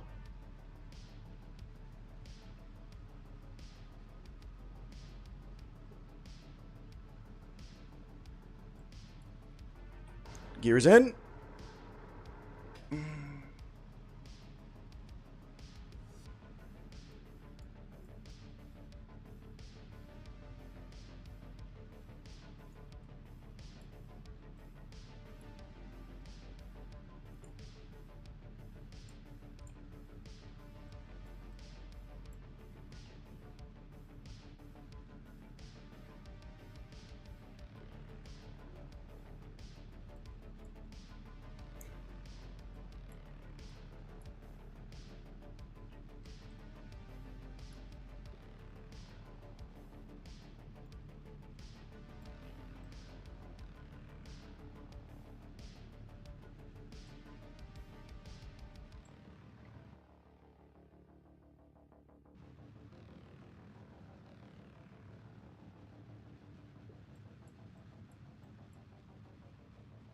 There we go.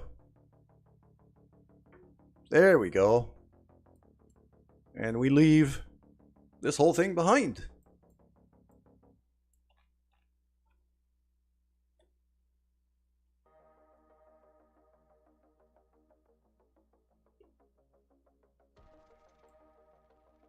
Don't really need to leave you to... Shouldn't you get both back? I mean, not really. I knew full well that this other part was not going to get back. The only purpose of why I built it was to get these guys out of trouble. And it is fully automated. It is not, you know, it's a drone. So I'm totally okay with it staying there.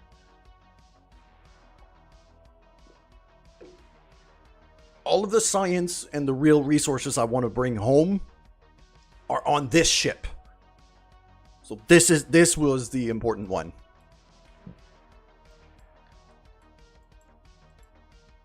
Okay. It evened out the fuel here. So what I'm going to do is I'm going to rebalance all of that. Throw all of that fuel into the middle tank. Because these two engines are not burning.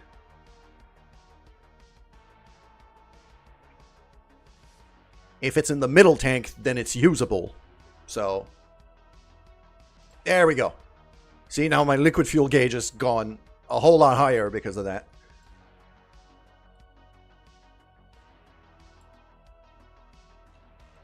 Very nice.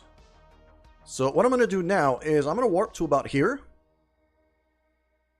Gonna circle up the orbit, make sure we don't crash again.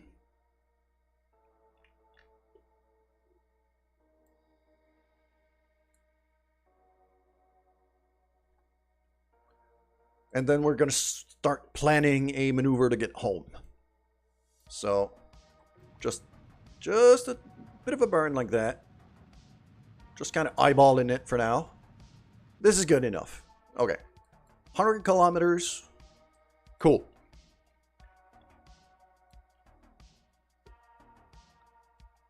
Now, because we're rotating like that, and the moon is going that way, it's going to the right of the screen,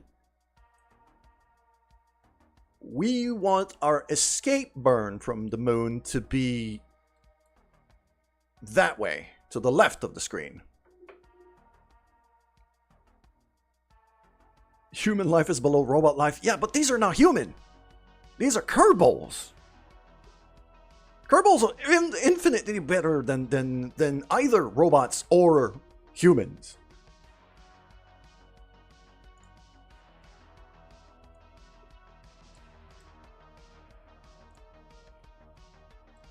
So we want our escape burn to be about there.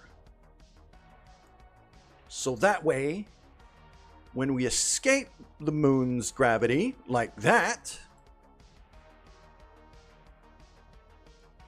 even a bit more there, then we could see the periaps here coming down. Okay, that's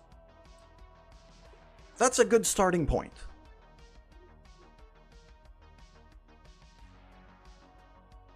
I value Jebediah Kerman over literally anything else in this game. Alright? He's just the best boy, and I love him.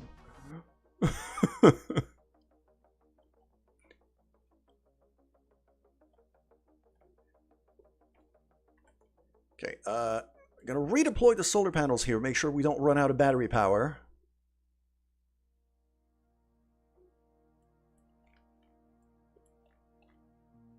I do have a heat shield on this thing. Okay. And just like we did with the Min-Miss lander, I'm gonna go for a fairly safe re-entry path here, because there's a lot of science on this ship. There is a lot of science. Just that other landing that we did before, plus this one, is going to skyrocket us up the tech tree, both literally and figuratively.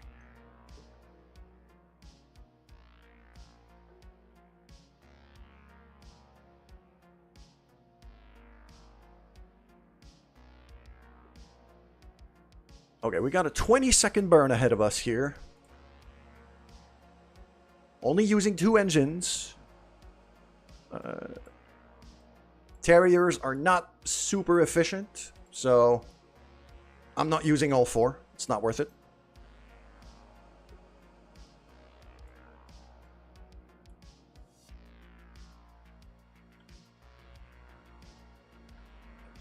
There we go. All right.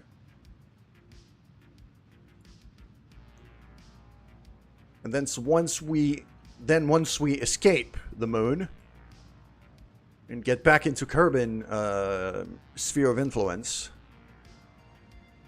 we're gonna have another maneuver to plan the re-entry. There we go, just like that.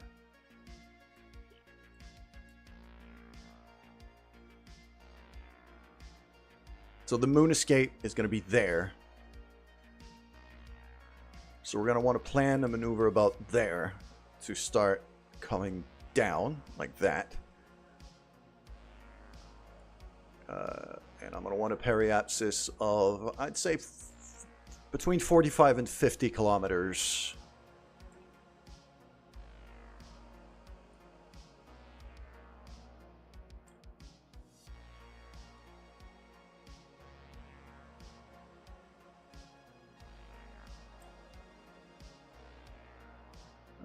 That's 78.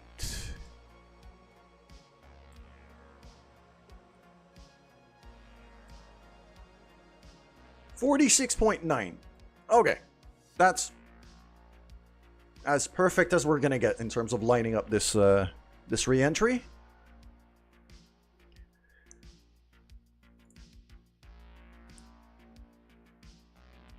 Flip the ship over here. We still got a decent bit of sunlight. Although I'd rather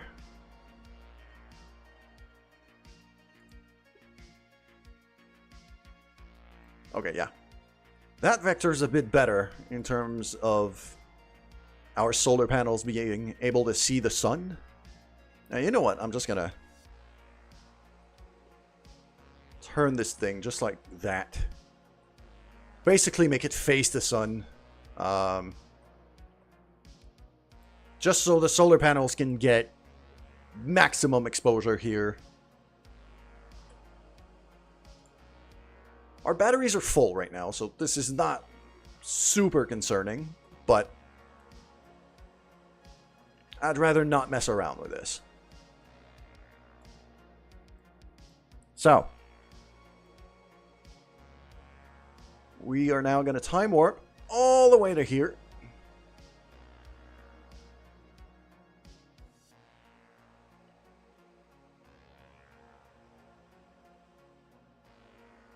Then I'm going to have to redesign, not redesign, but rename whatever is on the moon right now. They're currently marked as probes, so that one I'm definitely going to rebrand, well, not rebrand, but recategorize as a rover.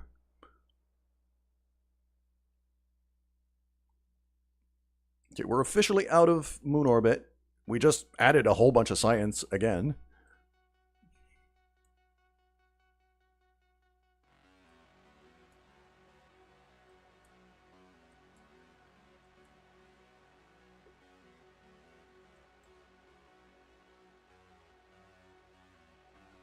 There we go. Let's now turn this thing over.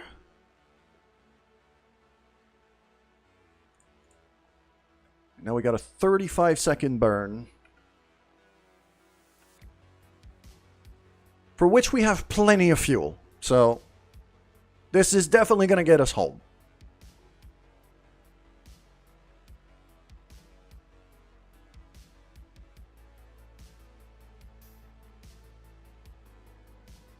And a 3, 2, 1, and burn.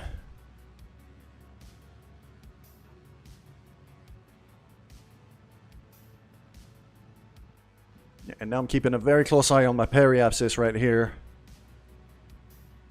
to make sure our angle of re-entry isn't too steep. Otherwise, we're just going to burn up and kill ourselves.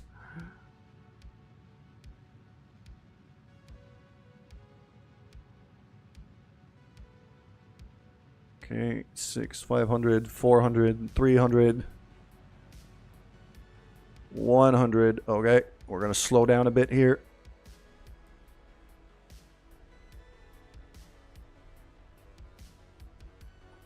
"47 kilometers. Perfect.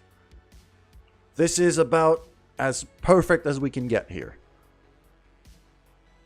And I'm not even going to switch to anything else. We're just going to get these people home. That was like, it took me the whole stream. It took me 4 hours to friggin' rescue these people. With a few distractions, granted. But still.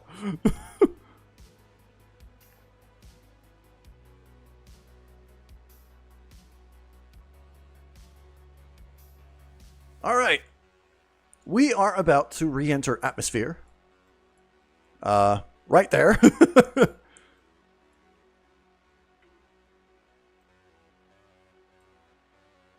At this rate, we might be landing awfully close to the desert launch site. I'd rather if we splash down, like in the ocean here. So I'm probably going to use the rest of my fuel to slow us down.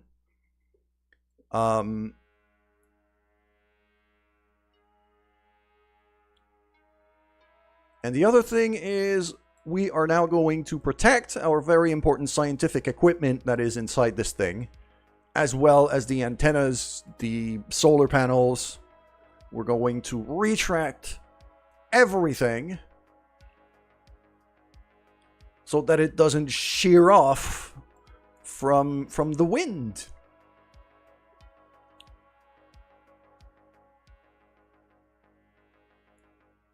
As you can see, we have plenty of parachutes all over this thing.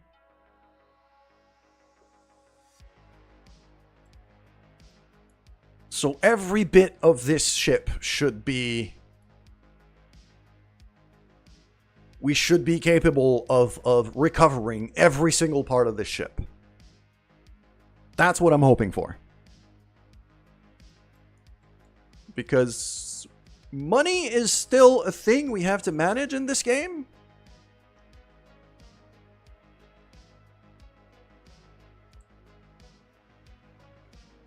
Okay. We're getting very close to a landmass to the continent. So I'm going to start burning. And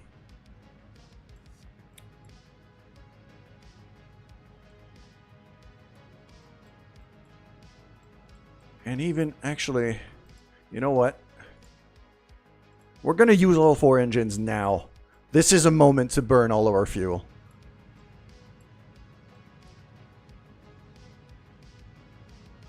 This is the moment to do it.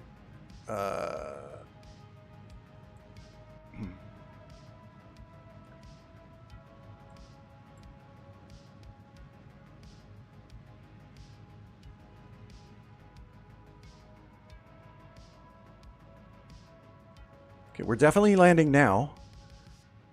And it's going to be a landing. It's not going to be a splashdown, which I do have issues with.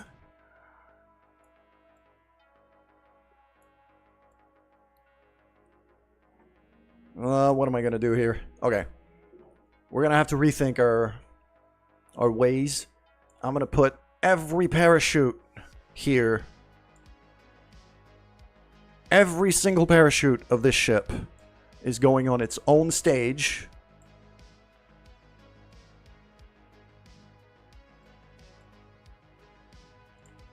Going to surface mode.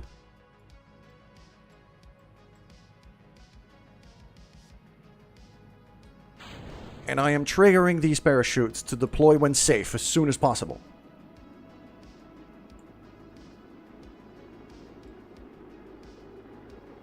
If we can slow down enough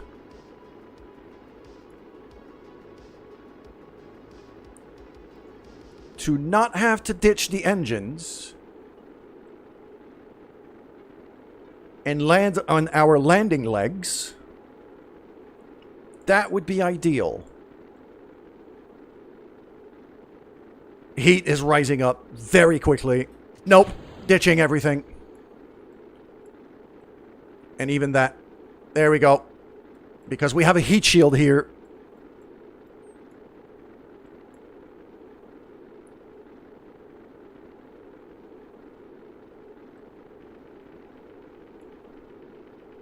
And these engines have parachutes. So they should be able to land relatively safely.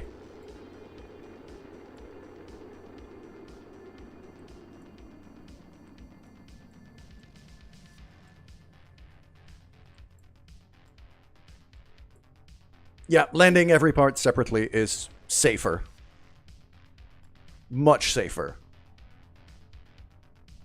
I could actually get an EVA report here. We're going a bit fast for that. Bob is not going to be able to hang on to the side of the ship at the speed we're going right now. There's going to be too much wind.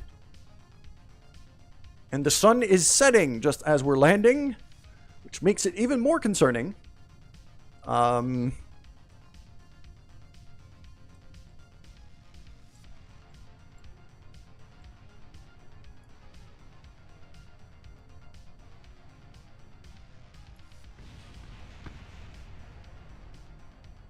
I heard stuff blowing up over there.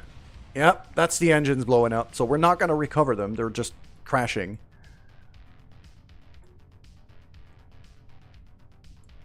So it's a good thing I ditched them.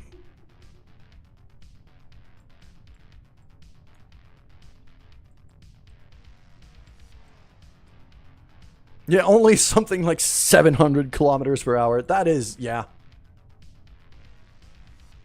I believe that would be somewhere around Mach 2? It's quite fast. So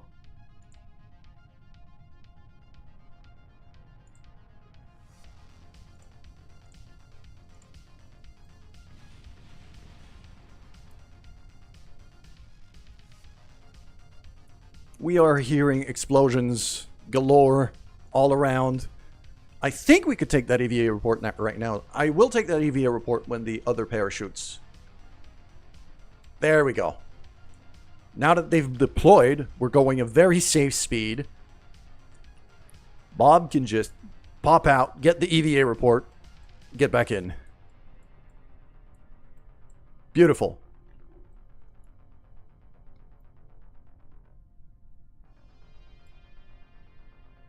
The last big tank is over there.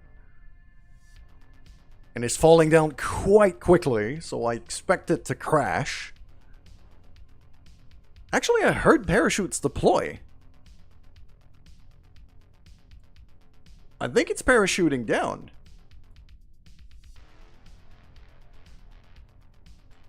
We're now 500 meters above the surface, so I'm actually gonna time warp a bit until we're close to landing.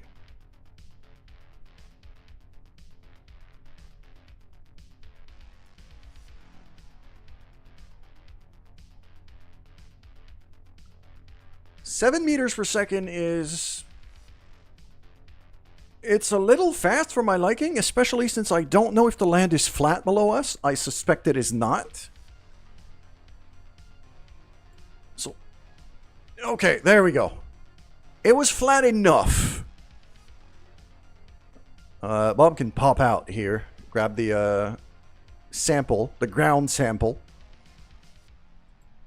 And then pop back in. There we go. Let's recover this. We have officially rescued our stranded crew. Took us 4 hours to do it. Yeah, it's only 25 kilometers per hour, so it was safe enough. 876 science earned from this ship. What a freaking beauty. Now we can unlock a lot of things. Oh, we're gonna have some fun here. Scanning tech. Yes.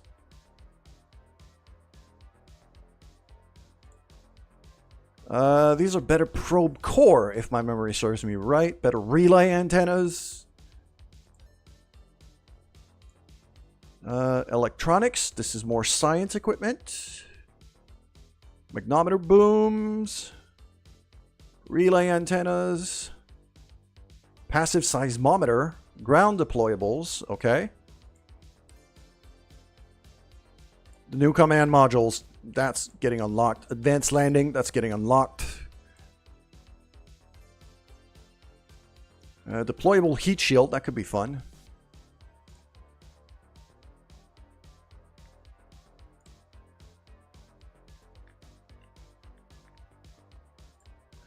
Nuclear propulsion. Yep. We're taking that. Precision engineering. We're taking that. Composites are mostly, yeah, nose cones, structural pieces, tubes, panels, things. That could be useful, but I don't see the need to unlock it just yet. Better probe cores is, yeah, I'm taking that. Electronics, better science equipment, yes. High power electrics, yes. Okay. I just burned all of the science we had. Nuclear engines are the most fuel efficient engines. Yes, this is why I took them right away without hesitation. In a vacuum, they are the best engines in the game. In terms of efficiency. They're not very powerful, but they're very, very, very efficient. They use extremely little fuel. And the downsides of that, though, is they produce a lot of heat. They produce a lot of heat. So if you don't have thermal control systems, if you don't have any way to radiate the heat out, then these engines tend to overheat quite a lot. Advanced aerodynamics could also be quite useful for space planes, control surfaces, wings, and things. Actuators, servos. That would allow me to build something pretty bonkers when it comes to a space station, I think. There's the advanced science tech. That's the convertitrons, the drills and things. So I want to keep...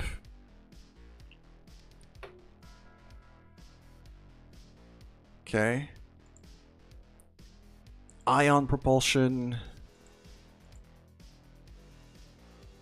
Fuel cells. Field science. Yeah, that's the field science is the bits for the cars. So external command seat, that's just a seat. So I could build like a platform with one of these seats and some of these bigger wheels on. With a rove mate, that's a specific probe core for a rover. I don't have enough science for it though, so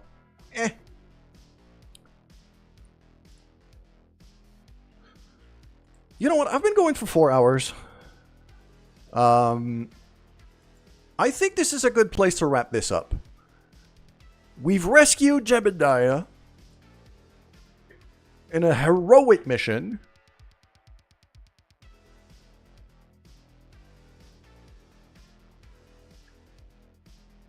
Jebediah, Bill, and Bob are now back home.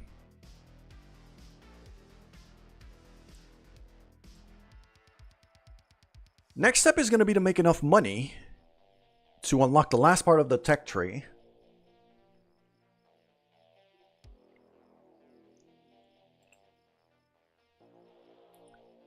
And for that, I'm going to start designing space stations.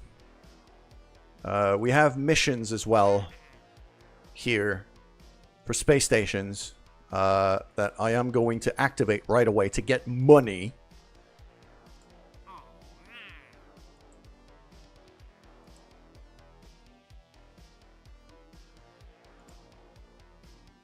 Extra relay satellites around the moon or around Minmus. That could be good cash too. And prestige.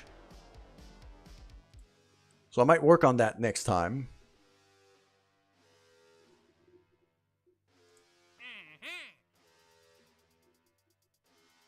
Mostly because these things, like, if I just launch a space station and then kind of re-qualify the thing as a relay, that could work, I think.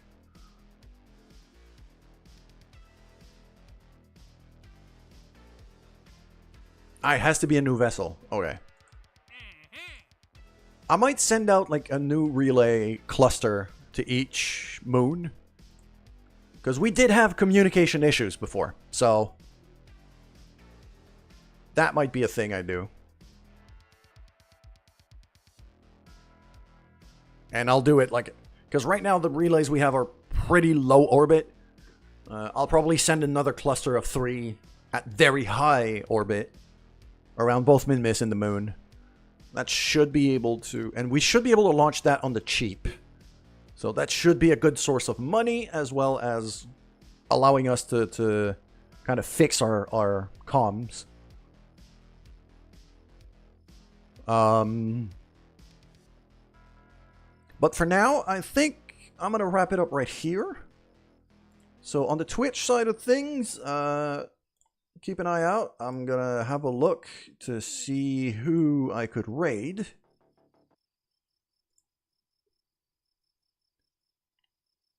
You know what? I'm just gonna wrap it up like this. None of my friends are streaming right now. I'm not seeing any of my friends streaming right now, so I'm not even gonna raid. I'm just gonna end it here. Thank you guys so much for hanging out. That was a lot of fun. Goodbye, everybody. Have a good day. Next stream, probably Sunday. I'll probably be streaming on Sunday morning.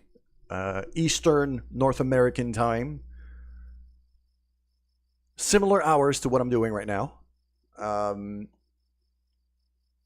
gonna take tomorrow off because I have things to do. But I should be back on Sunday. I'm not sure if I'm going to be streaming this game, though. I might go back to Darkest Dungeon. See you soon. Take care, everybody.